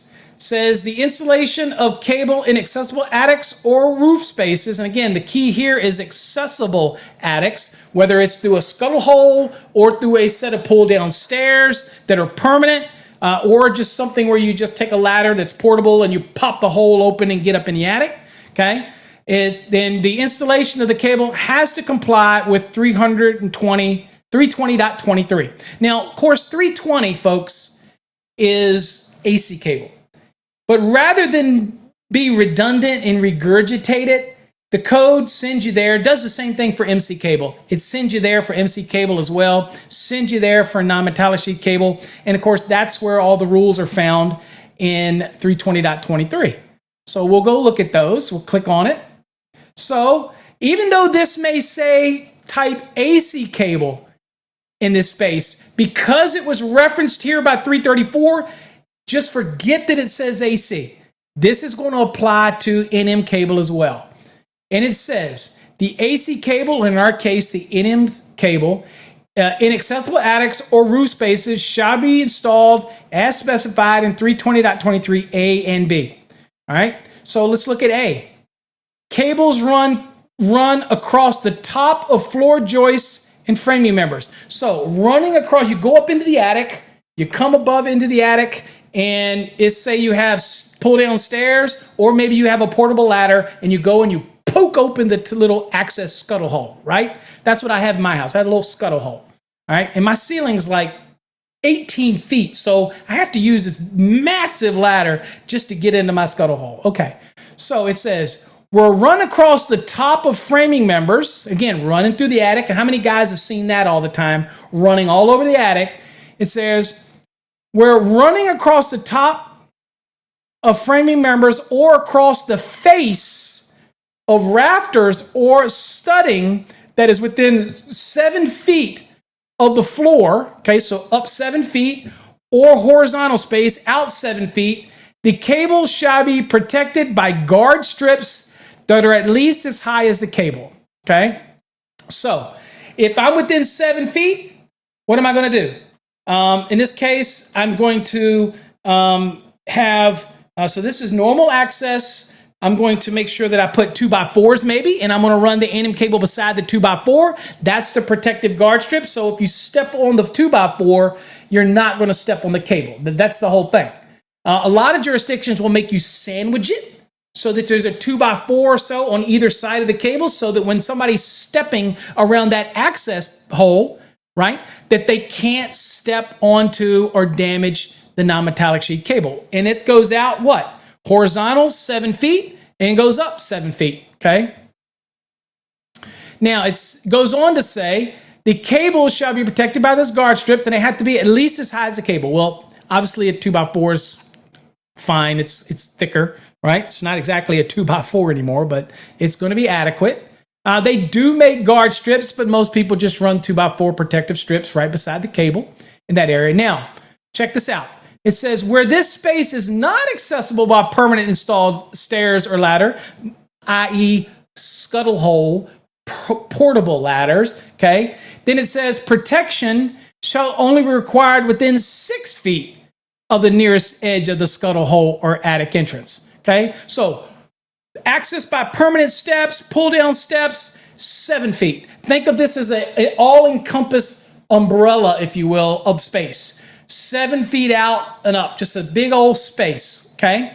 But if it's a scuttle hole, then it's reduced down to 6 feet, okay? Now, when I'm asked about this, people say to me, they'll say, Paul, well, what about the other areas of the attic? Well, if they're outside of this area, then they're okay to be run and they would not need the extra protective strips on that. This is only for the area within that area, okay? So be careful with that. Now, what I will tell you is that most jurisdictions will look at the attic. And if the attic is designed to support weight and you've got all this non-metallic sheath cable running all everywhere up there, then they may want you to put it down parallel with the framing members to get it below the framing line or below the joist line, or I guess it would be the second, the floor below it, those would be the joists. And I guess up in the attic, those would still be joists, okay? So, anyway, if you're going to do that, if it can bear weight and it's a finished off area, then that can change things, and you might want to run it down parallel with the framing members because then the protective strips are just going to make it difficult for that application. But just remember, if it's pull down steps, 7 feet out, 7 feet up, just think of an umbrella there, this space. All right, 7 feet out in all directions. Woo, like that. If it is a scuttle hole, 6 feet in all directions, you have to protect it, okay? Now, what about once you're up in the attic and you're talking about cables installed parallel to framing members? Okay, now parallel means it's running with the framing member, on the right beside the framing member, okay? Well, it says where a cable is installed parallel to the sides of rafters, so you're running it up the rafter, let's say, to get to that light that's in there for when you're accessing the attic area or whatnot. So you're running it up the side of the rafter. Okay, it says where cable is installed parallel to the sides of rafters, studs, or ceiling or floor joists, neither guard strips nor running boards shall be required, and the installation shall comply with 300.4D. So basically, if you're going to run it down in the floor or in the middle of the rafters, you still have to maintain that 1.25 inches. Keep that in mind. So even if you're going to run them into the joists, okay, that you're running through the floor joists or whatnot, you want to make sure that you keep them 1.25 inches from it. Okay, because if you're less than 1.25 inches, then you're going to follow the rules in 300.4D, and you're going to have to put guard strips. Who wants to do that? So keep it 1.25 inches away. Okay. All right. Next thing is 334.24 bending radius. All right. So how much can you bend a non-metallic sheath cable? People say that stuff is so flexible, we just bend. Okay, well, you can bend it to the point that you elongate the conductors inside of it. You will damage the exterior portion of the bend on the cable, and then in the middle part of the bend, if you bend it too tight, you cause it to what we call caterpillar, and that causes the insulation to bunch up. So you're really affecting the conductors that are inside of the cable. Not so much the sheathing and all that type of the cable. It's what's inside of it that's going to be affected. So here's what it says. Bends in type NM and NMC cable shall be so made that the cable will not be damaged. So that's the first rule. You bend it, do some visuals. With MC cable, for example, we have our bending rules. If you bend it too tightly, guess what happens? It busts out the convolutions on the back. If it's interlocked, it'll actually cause them to separate. That's damage. There is no repair for that, folks. You can't go find an MC cable repair kit, all right? Once you break that convolution, you're either going to replace it or you're going to put a junction box in. We as a manufacturer, the manufacturers will not give you any repair procedure for damaged MC cable armor. They're not. They'll tell you to replace it. So be careful. Now, when it comes to non-metallic sheath cable, okay, it's non-metallic. It should have a little give to it, right? But you can't bend it to the point where it's going to look damaged. And it says the radius of the curve of the inner edge of the bend during or after the installation shall not be less than 5 times the diameter of the cable, okay? Now, where do you get this diameter value? The manufacturers will give it to you. I'm sure none of you are going to be walking around with a caliper making these measurements. Nobody does that. But if you go to every manufacturer's website, you will see that they will give you the diameters. They'll give you the wide dimension or the long dimension and the short dimension, which is turned on the side. That's for the elliptical cable. For the round cable, they'll give you that value as well. They'll have all those values of the diameter will all be listed on the product sheets from every manufacturer. So it's so easy. Every manufacturer lists it. But here's some advice. Make everything nice and rounded and swoop. Even things that are kind of right angle, it's really hard if you take the dimension, and we're going to look at, this is a change for this code cycle, and I think this was by Ryan Jackson might have submitted this, because he brought up the case where it didn't say which dimension do you use, the long dimension or the short dimension, which one do you use? So it's now been clarified. But the point is, when you're going to those boxes, I've seen people who take it and come under the box and come back up into the box. And at the bottom, to be neat, they make the cables really tight. So that loop at the bottom is really tight bend.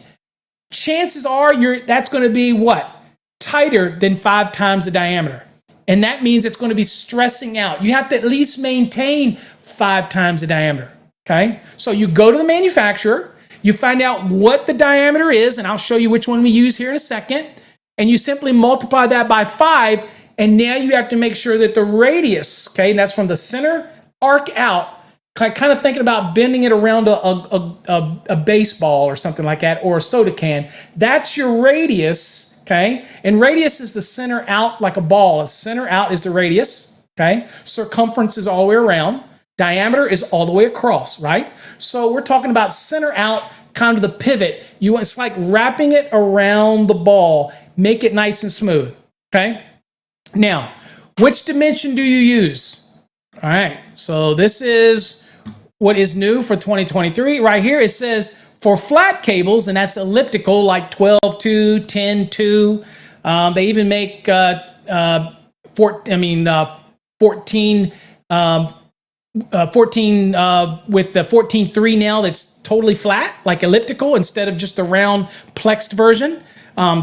They make that in 12 the same way now. People are starting to use these flat NMBs, and we're not talking about just the flat ones like we've always used, 14.2, 12.2, 10.2. Those are called elliptical cables. But now they're making 14.3 that are also flat like that. So what dimension do you use? Okay.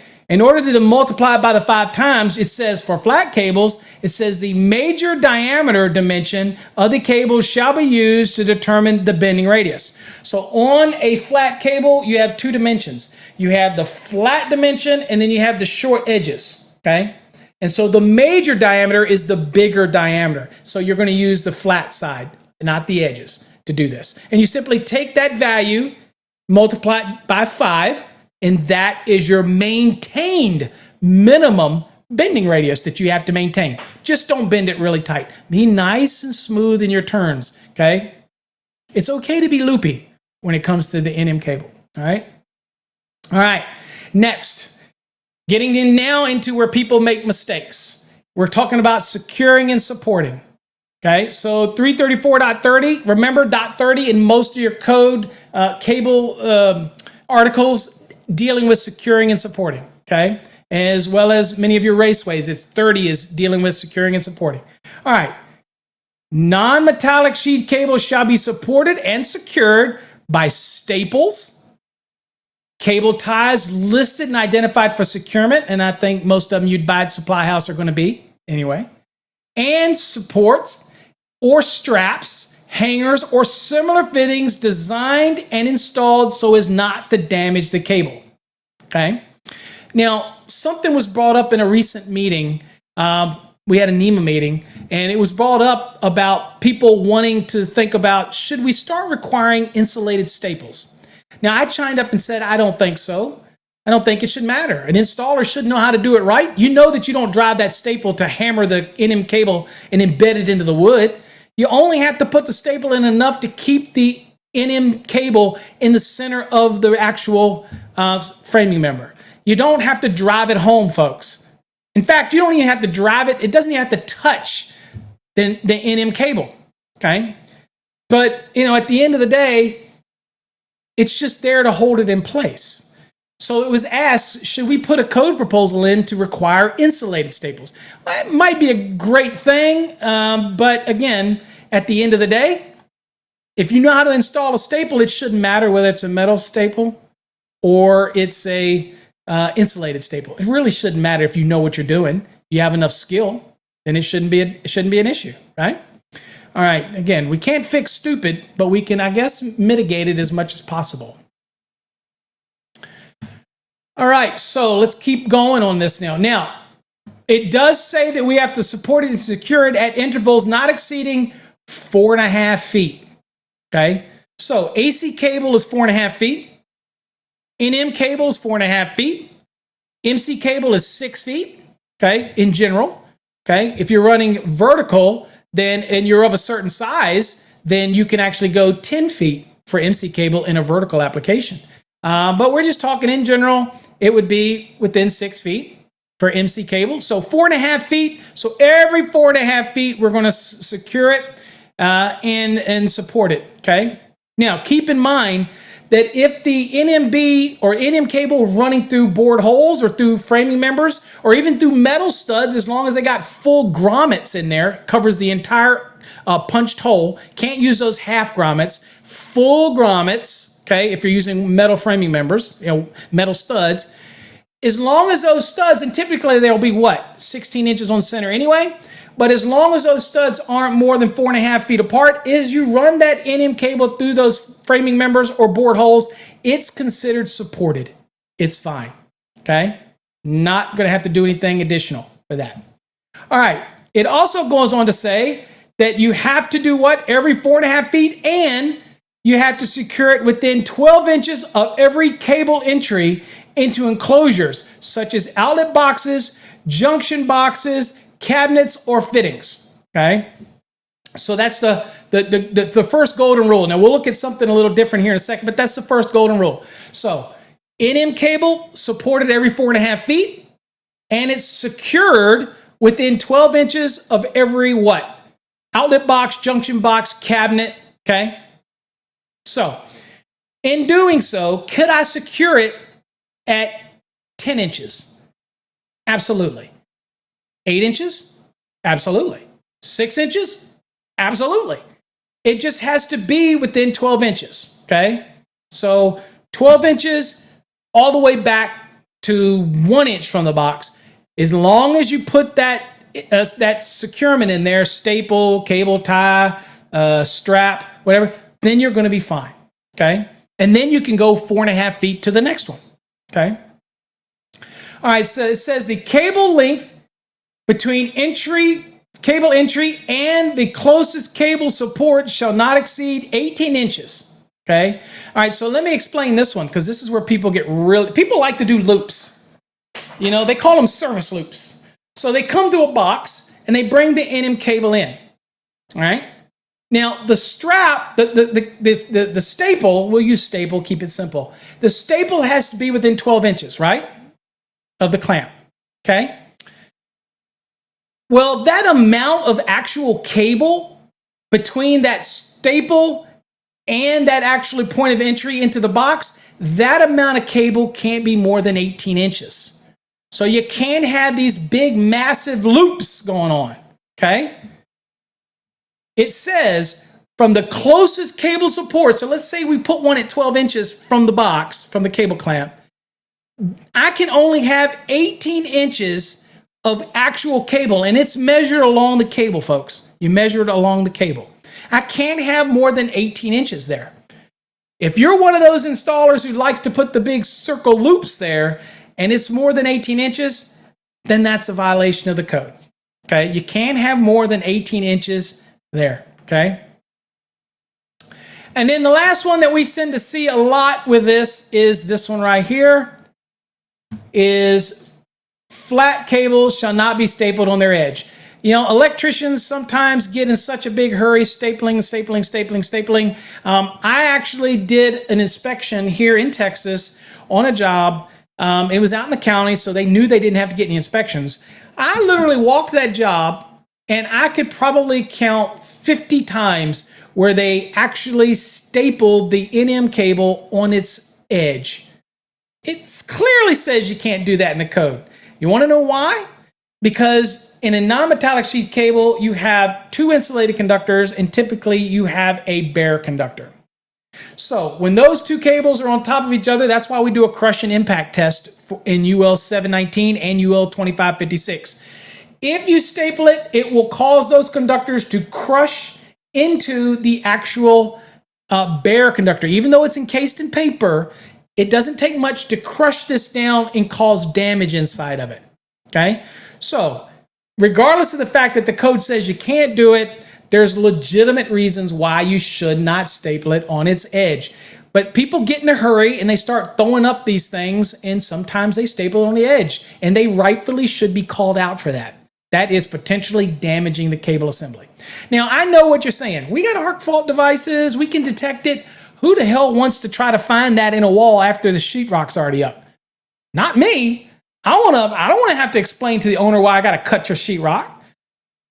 Install it right. Don't install it on its edge. Make sense? Okay. I know y'all all know that, but just want to make sure.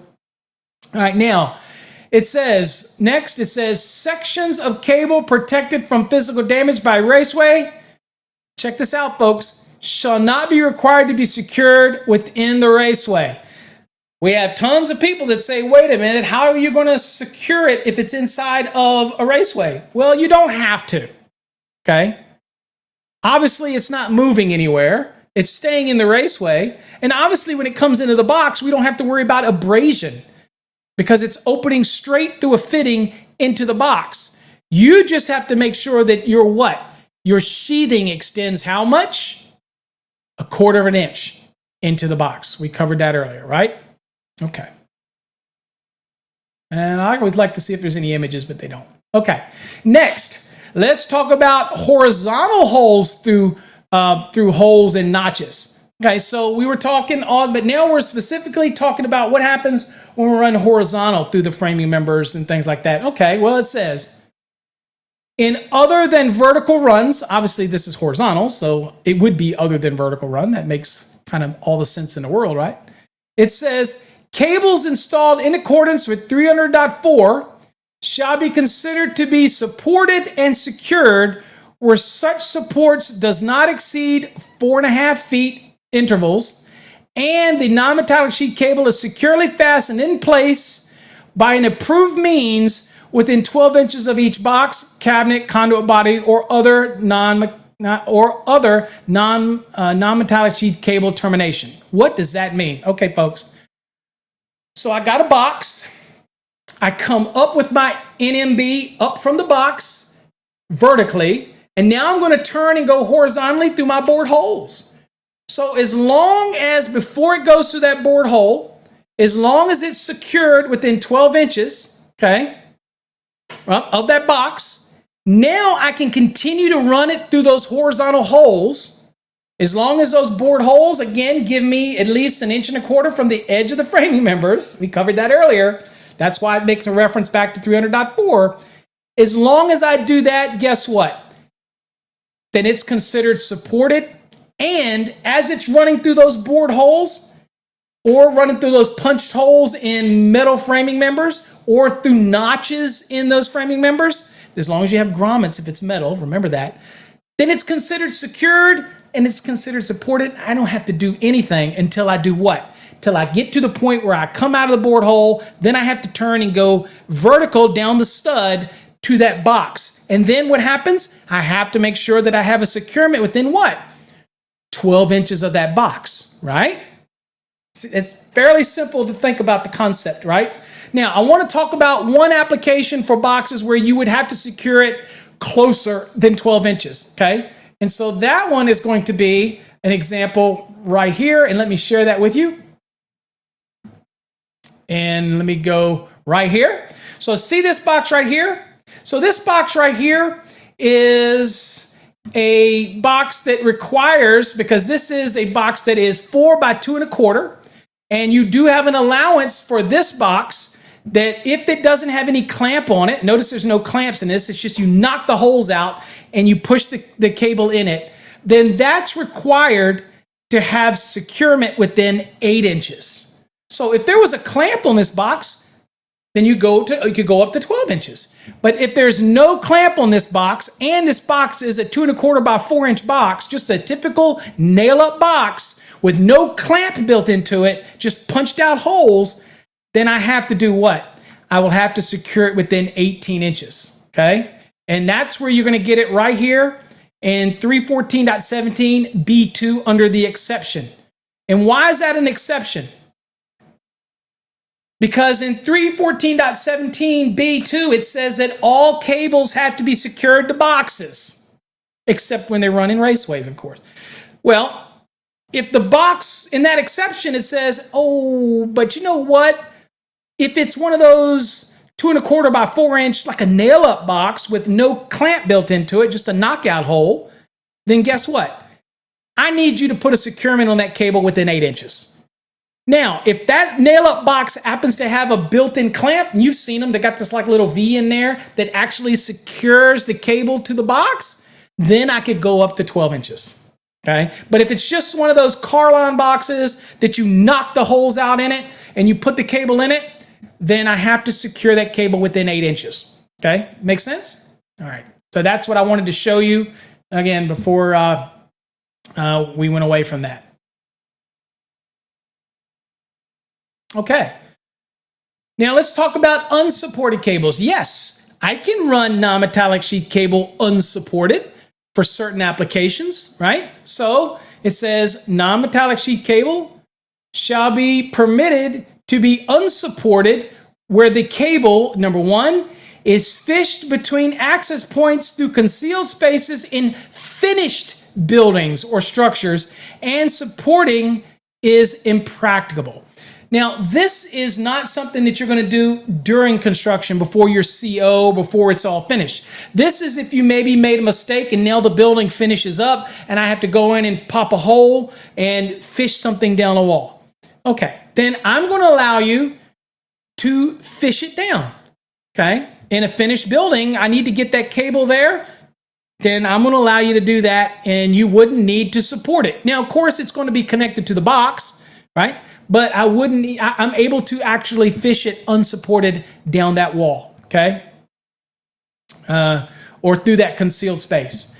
The second one is, if not more than 4.5 feet from the last point of cable support to the point of connection to a luminaire or other piece of electrical equipment, and the cable and point of connection are within an accessible ceiling in a 1, 2, in a multifamily building. So as long as it's a 1-family, a 2-family, or a multifamily building, okay, and it's an accessible ceiling, like maybe in those cases, you remember you could have a drop ceiling and you could have it above a drop ceiling in a 1, 2, or in a multifamily dwelling unit. Well, then I can have it be like a whip, if you will, and go 4 feet down to a luminaire or another piece of electrical equipment, whatever it may be, okay, then I'm all right to do that under that allowance, okay? Basically, think of it from the last securement staple, I'm allowed to go whip with like a whip 4.5 feet to the luminaire or to other piece of electrical equipment, okay? But it is only within accessible ceilings of 1 family, 2 family, and multifamily, okay, dwellings. All right, next is C. It says wiring devices without separate outlet boxes. All right, check this out. It says, a wiring device identified for use without a separate outlet box and incorporating an internal cable clamp shall be permitted where the cable is secured in place at intervals not exceeding 4.5 feet and within 12 inches from the wiring device wall opening, and there shall be at least a 1/2 inch loop of unbroken cable or 6 inches of cable end available on the interior side of the finished wall to permit replacement. So they have certain devices, there's certain switching devices that are integral devices, okay? The box is integrated with the switching mechanism and that type of thing, okay? So I'm allowed to be able to do that, and that takes the place of being a box. So it's basically a wiring device. I'm trying to think of the name of it. I don't think it's Cheetah, but there are assemblies that the device, like a switch or receptacle, has an integrated box and everything's at one. So I don't need a separate outlet box. It's all integrated in one, if you will. And that's giving you allowance to be able to do that. Other than that, you're still going to secure it and support the cable itself every 4.5 feet. And you're going to make sure it's secured within 12 inches, okay? And you're going to have at least 12 inches of unbroken cable, or you're going to have 6 inches of cable end available on the interior side of the finished wall. That means out of that box, okay? That all integrated wiring device box, okay? You just don't need a separate outlet box for that. Now, 334.40, boxes and fittings. Boxes and insulating material. It says non-metallic outlet boxes shall be permitted as provided in 314.3. So obviously I can use non-metallic outlet boxes with non-metallic sheath cable. That's a no-brainer. Okay, and if we kick 314.3, you'll see it's simply just talking about non-metallic boxes, and it permits, again, it tells you that it can be used. Here it says non-metallic boxes shall be permitted only with open wire insulators, knob and tube. Nobody would do that anymore. But maybe you're doing a replacement or a service call, and that's important to know. If you want to use a non-metallic box with some existing knob and tube, if you encounter it, I would recommend you yank it, but whatever. And then it goes on to also say, and entirely non-metallic sheaths, like a non-metallic sheath cable is where you would use it. So, okay. So we're okay to use. Obviously makes sense. Non-metallic sheath cable, non-metallic box is not a problem. All right, next. B, devices with insulating materials. Okay, again, self-contained switches, self-contained receptacles, and listed non-metallic sheath cable interconnector devices of insulating material that are listed for use without a box shall be permitted to be used without boxes in exposed or concealed installations. Now, I'm sure you've all seen these devices that are designed to splice, and they're used typically for when you have. Let me give you an example where we used to use those. Now, they used to be only used exposed. They couldn't be concealed in the wall, and they were only used typically for repair application, right? Well, that is no longer the case anymore. You can use those in a repair. You can use those in a new installation. I don't have a picture of them, but it's a little device where you bring the NMBs in each side, and some of them have that can take 3 cables, and you open it up, and you terminate them on it, and you snap it closed, and it has supporting loops on it that you're going to mount it to something, and basically you're allowed to put this in the wall, concealed. You all know that junction boxes have to be accessible, but this device is allowed to be concealed. Close it up into the wall. And where did we use these? Many years ago when we used these remember when we had a lot of flooding? I used to work at NEMA, and we used to get calls all the time, like my basement flooded, but it only flooded up 2 feet, 3 feet. Okay. The non-metallic sheath cable that was exposed to the flood has to be ripped out. That's not in question. Go look at the evaluating water guide from NEMA. That's got to come out. If it gets into the ends, it's got to come out. If the sheathing is exposed to flooding water, then you got to rip it out. But what about the ones that go up the wall that's in the ceiling? What if that wasn't flooded? Well, you could remove the non-metallic sheath cable up as far as you can go until the paper is dry. Okay, it's fresh paper. Now you could put these devices on it, leave the wiring in the ceiling, put these devices on it, and now extend it and run new NMB down the lower part that you removed without rewiring everything. So in the past, those were only used for repair. Now you can use them everywhere if you want. Now, they were real big on modular homes. They were real big when you get those manufactured home and you have two pieces and you click them together. But now they can be used, again, concealed, or they can be used exposed if you want. They're perfectly fine. Once they connect together, they don't come apart. You really have to work hard to get them apart, okay? All right. And again, self-contained switches and all that, again, is like the cheetah styles and all that stuff. It's all integrated in its own little handy little package, okay? You buy them that way. All right, next C, it says devices with integral enclosures. Again, wiring devices with integral enclosures identified for such use shall be permitted as provided in 300.15e. Okay, so again, that is, if you get a device and it already has an enclosure built into it, that's okay. I don't need any other box, okay? It's permitted to use that. Now, 300.15e, I'll click on it so you can see it. That's integral enclosures. It says, oops, let me get back here so you can see it. Well, here's what we got. I want to show you. So we're talking about here devices with integral enclosures. So if the wiring device has an enclosure built into it, kind of similar to what we've been talking about, then that's okay. I don't need any extra separate box for it, whatever. I just bring the non-metallic sheath cable right into it. 300.15e says a wiring device with an integral enclosure identified for the use, having brackets that securely fasten the device to the walls or the ceiling of conventional on-site framing construction for use with non-metallic sheath cables shall be permitted in lieu of a box or conduit body. Again, they make these devices that you can do this, and you don't have to worry about it, okay? You don't need a separate box is what it's trying to say. All right, ampacity. All right, here's the big one. I know we've been doing this for a while. I think we're over 2 hours now. This is a long Master the NEC episode, so hopefully you've stuck with me or you'll watch it in parts. Ampacity, 334.80. It says the ampacity of type NM and NMC cables shall be determined in accordance with 310.14. Okay. Now that's going to give you the guidance for adjustments, corrections. It's going to tell you that ampacities are in 310.16, all those type of things. You get that guidance at 310.14. Now it says the ampacity shall not exceed that of the 60-degree column rated conductors. It doesn't matter, folks, that I told you earlier that it was NMB means that the inner conductors are equivalent to THHN and it has a 90-degree rated insulation, okay? It doesn't matter.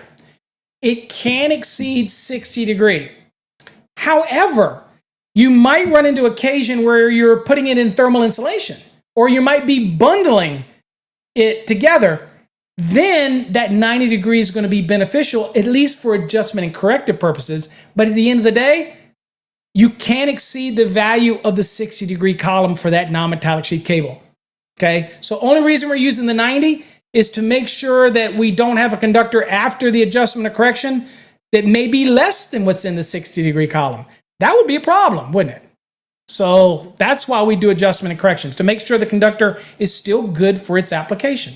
All right, so it says, so we know that 60 is our threshold. It says the 90-degree rating shall be permitted to be used for ampacity adjustments and corrections. And of course, that's 310.15b1.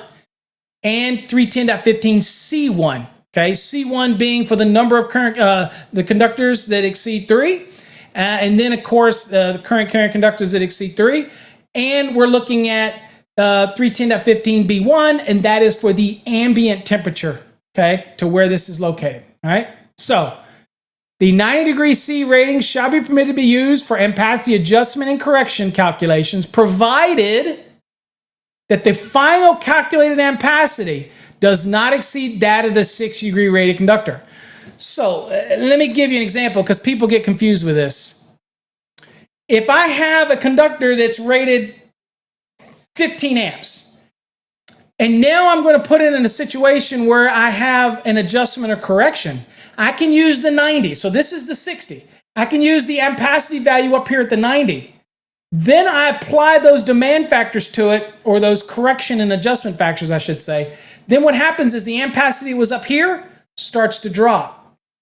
Once you start multiplying it by whatever the percentage is based on 310.15B1 or 310.15C1, then the ampacity from that 90 starts to drop. Now, if it stops above the value of the 60, that's okay. That means your conductor is still good for whatever the rating is at the 60-degree mark. Okay? All you did was make sure it was still good. But what if I had a situation where the ampacity from the 90 started dropping that conductor's ampacity down below the 60? Then you got a problem because you can't exceed that of the 60. And now you have a conductor that after adjustment and correction, it doesn't even have the same ampacity it would be if it's 60. Then what do you got to do? You got to go to a bigger conductor, and then you do this all over again. Okay? That's the way it works. Okay? So basically, all we're doing is making sure that if we're in an adjustment and correction situation, that I've still got a conductor that is adequate to handle the load. Okay, right? And it doesn't exceed the value that's in a 60-degree column. Remember, easy little tip, folks. Always choose your conductor by going to the 60-degree column first.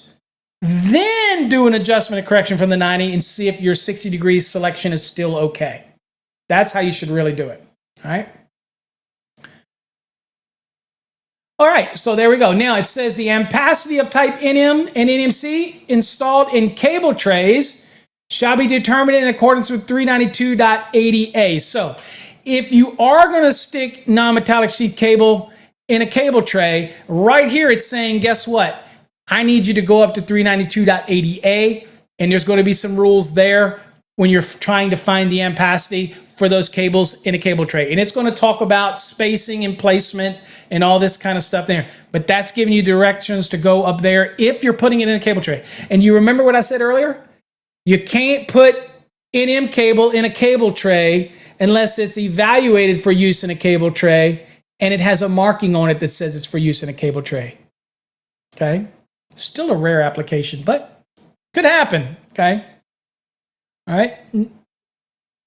Next, where more than 2 NM cables, and listen to me here, folks, because my code changes in this one, in these two that I submitted. It says, where more than 2 NM cables contain 2 or more current carrying conductors are installed. And remember, a 14-2 is 2 current carrying conductors, a black and a white. They're both current carrying conductors in that situation, right? It says, so where you have more than 2, so that's 3 or more cables with 2 or more current carrying conductors installed without maintaining spacing between the cables through the same opening in a wood framing member, in a wood framing that is sealed with thermal insulation, caulk, or sealing foam, the ampacity of each conductor shall be adjusted in accordance with table 310.15C1. And again, that's the table that gives you the number of current carrying conductors. Okay? So when you start getting over 4 and up, then you start changing and have a percentage that you're going to drop the ampacity that conductor can handle. Okay? All right. So when we're talking about where does this take place? Atop of your panel, if you bore holes and you're going through a top plate, typically you're required to maintain the rating of that assembly in that wall member. So if you penetrate the top plate or the bottom plate and you use sealing foam, rock wool, foam insulation, that great stuff, orange, then what happens is you have to maintain that rating of that assembly so that you don't have the propagations from smoke and act like a stack effect.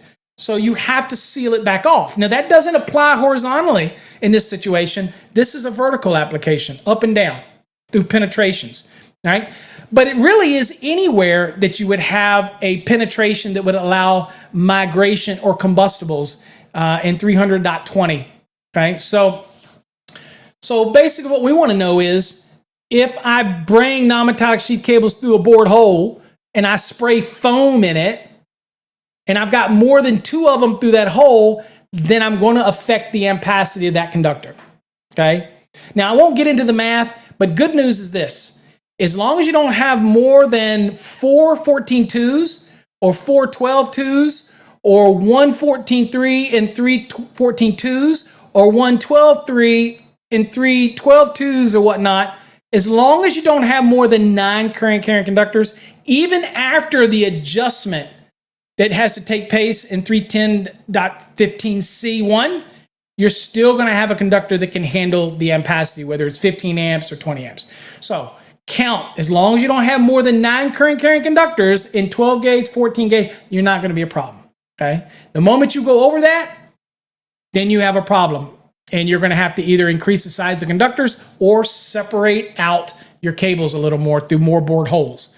Now, what about if you're running them through joists and stuff like that? Well, those you wouldn't seal on the interior of the building, right? So if there's no thermal insulation in it, then you don't have to worry about it in the bored hole, okay? Or in the opening, okay? Wood framing opening, okay? And also that applies whether or not you cut a notch in it or you bore holes. If it's an opening in the wood framing member and you fill it with foam because you need to maintain the rating of that assembly, this could come into effect. So keep that in mind. And it also reminds you that 310.12A2 exceptions shall not apply. Does everybody know what that means? That is that famous 10-foot, 10% rule. That can save your butt on SC cables. That can save your butt on other applications. It will not save your butt on NM cable, okay? So you cannot use the 10-foot, 10% rule, okay? And we're going to cover that in another video at another time where I go over those type of things as we go through this 2023 series. All right? We're almost done. Hang with me now.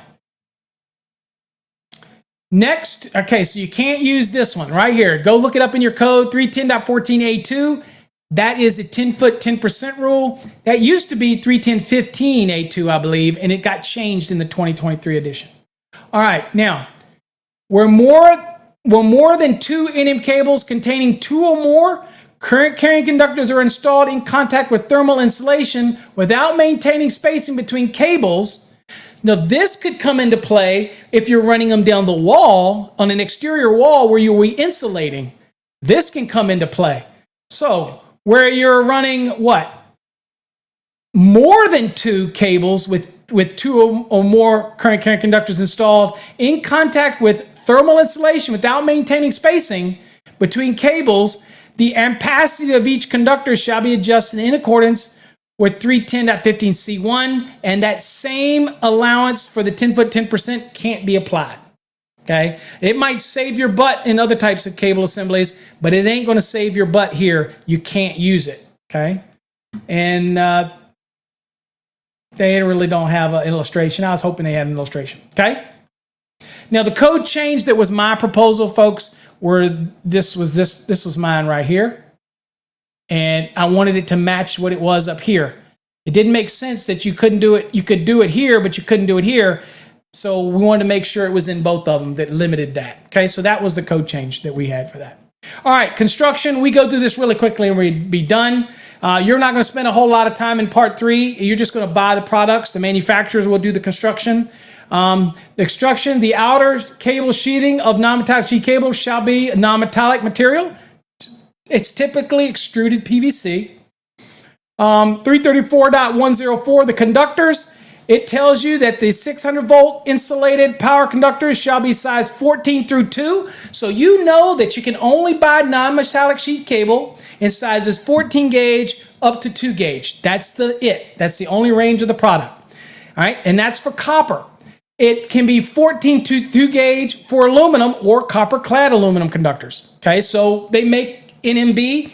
We make it in copper. It's made in copper clad aluminum, and it's obviously, you could use aluminum, but nobody produces 14 gauge, nobody produces, 12 gauge or even 10 gauge aluminum anymore. Isn't that interesting? The code actually allows for a non-metallic sheath cable to have a 12 gauge or even a 10 gauge solid aluminum conductor, because it's not the same aluminum as it was back in the 60s. It's not 1350 type alloy. It's 8000. It's a lot more ductileness, okay?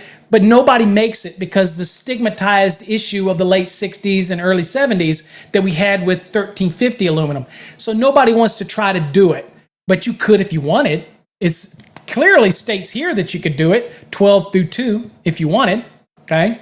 Also, that new PCS, remember I told you that NMPCS with the power and control in there? Y'all are probably more familiar with it in MC cable because I'm a patent holder of that. But it also is available in non-metallic. So control and signal conductors shall be no smaller than 18 gauge copper. So those little conductors that are in there are 18 gauge. Now that is for running it to, say, a luminaire that's being controlled by an automated system, daylight shading or turning it off, but it also has power in the same cable assembly, okay? That's okay. You're not gonna have a problem with crosstalk. There's not gonna really be any issue with that because of the twisting of the signal and control cables. But at the end of the day, those little conductors cannot be smaller than 18 gauge in that construction type. Now remember, these are not the building wire ones. That is these, 14 through 2 or 12 through 2. These are for those smaller control in a product called NMPCS. Okay, just keep that in mind. All right, 334.108, we're almost there, folks. Equipment grounding conductor. It says, in addition to the insulated conductors, the cable shall have an insulated cover or bare equipment grounding conductor. Did you know that? Oh, sorry, I didn't share the code. There you go. Here's the equipment grounding conductor. Did you know that the insulated conductors, that the actual, in addition to those, the blacks, the whites, the reds, in addition to that, the equipment ground, we usually see bare, right? But it could be insulated. And if it was, it would be green or green with the yellow stripe, obviously. But it also is allowed to be bare, okay? And that's not a problem either.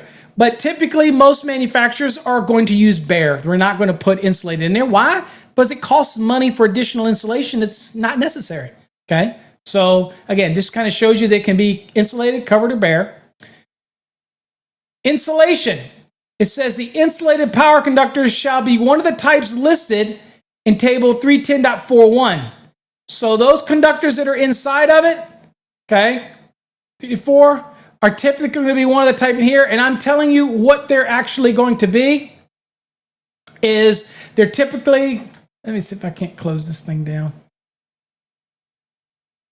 Let's see if I can't, how do I get back to it? I think I got away from it. Oh, right here.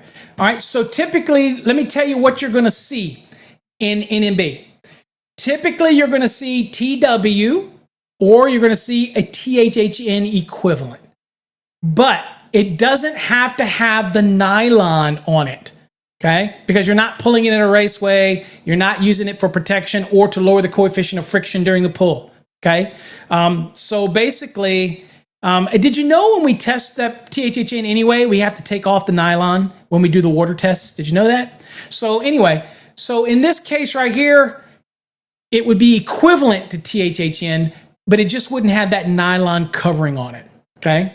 That's typically what you get, either TW or a THHN equivalent. Now, could a manufacturer say, look, I don't want to produce a THHN and take off the nylon? Can I just put the same product in there with the nylon on it? Yes, if you wanted to. And it would probably have markings on that nylon.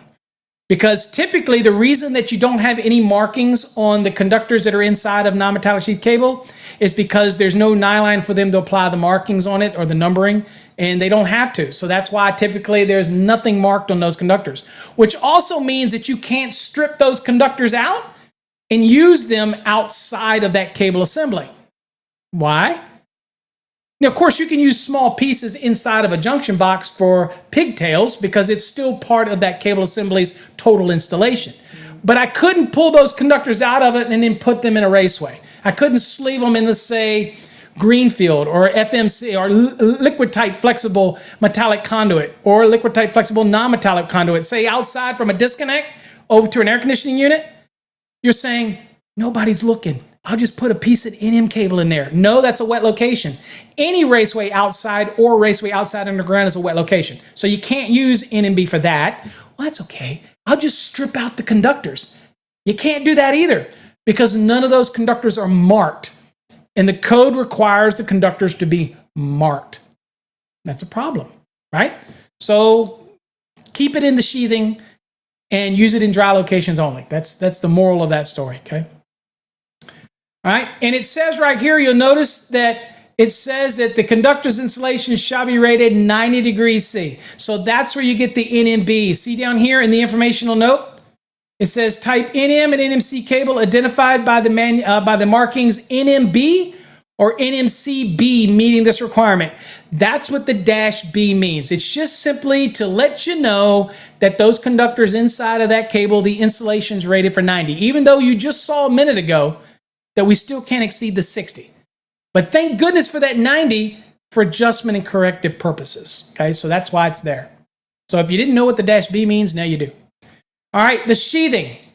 This is the outer jacketing. It says the outer sheathing of non-metallic sheath cable shall comply with 334.16a and b. All right, well, here's A, our normal non-metallic sheath cable, as many of you say, called Romax. That's a trademark of Southwire. It says the overall covering shall be flame retardant, obviously because it's being installed inside of a building, and moisture resistant. So it's in the compound that makes up the plastic material that's extruded. You have like additives for the moisture resistant, and we put in additives for the flame retardant compounds in there. Okay, and then it mixes it all up, and you add pellets in there. You add some plasticizer in there that makes it pliable, and then you put it under pressure, and you extrude it over those conductors. Okay, so that's what gets done to NM. And then NMC says the overall covering shall be flame retardant, moisture resistant, fungus resistant, and corrosion resistant. So again, we have to put a lot more compounds in that in order to reach all this. Or what else could you do? You could actually, hang in there, Mike. I'm almost done, buddy. Hang in there. I know this was a long one. You would just use UFB in place of NMC. That's all you would do for that. Okay? All right, folks. That's an awful lot of material. I think we went about 2.5 hours. I could go even deeper with non-metallic sheath cable, but I think you get the gist of it. I think you understand it. As always, reach out to me if you have any questions. If you're interested in getting into our Fast Tracks program, check it out. Just go to fasttracksystems.com. We'd love to have you as a student in our program. You get to meet with me every Wednesday night. You get to meet with Schwartzy on Wednesday nights. A bunch of the guys in the group come in. Every week we discuss code and we go over lessons. But if you want to get our videos, exclusive videos, and all the stuff that's coming out in 2023, even this video is going to disappear in 7 days, and it's only going to be available on Fast Tracks Tube. Go down here. If you go and get a free account, you may get lucky and be drawn, okay? You may be drawn for a free membership, $125 value. So go register and get a free account, and the next time you log in, guess what? You might see that everything's open. What does that mean? You were picked. All right, folks, I appreciate you. Sorry for the long show tonight. Till next time, stay safe. God bless.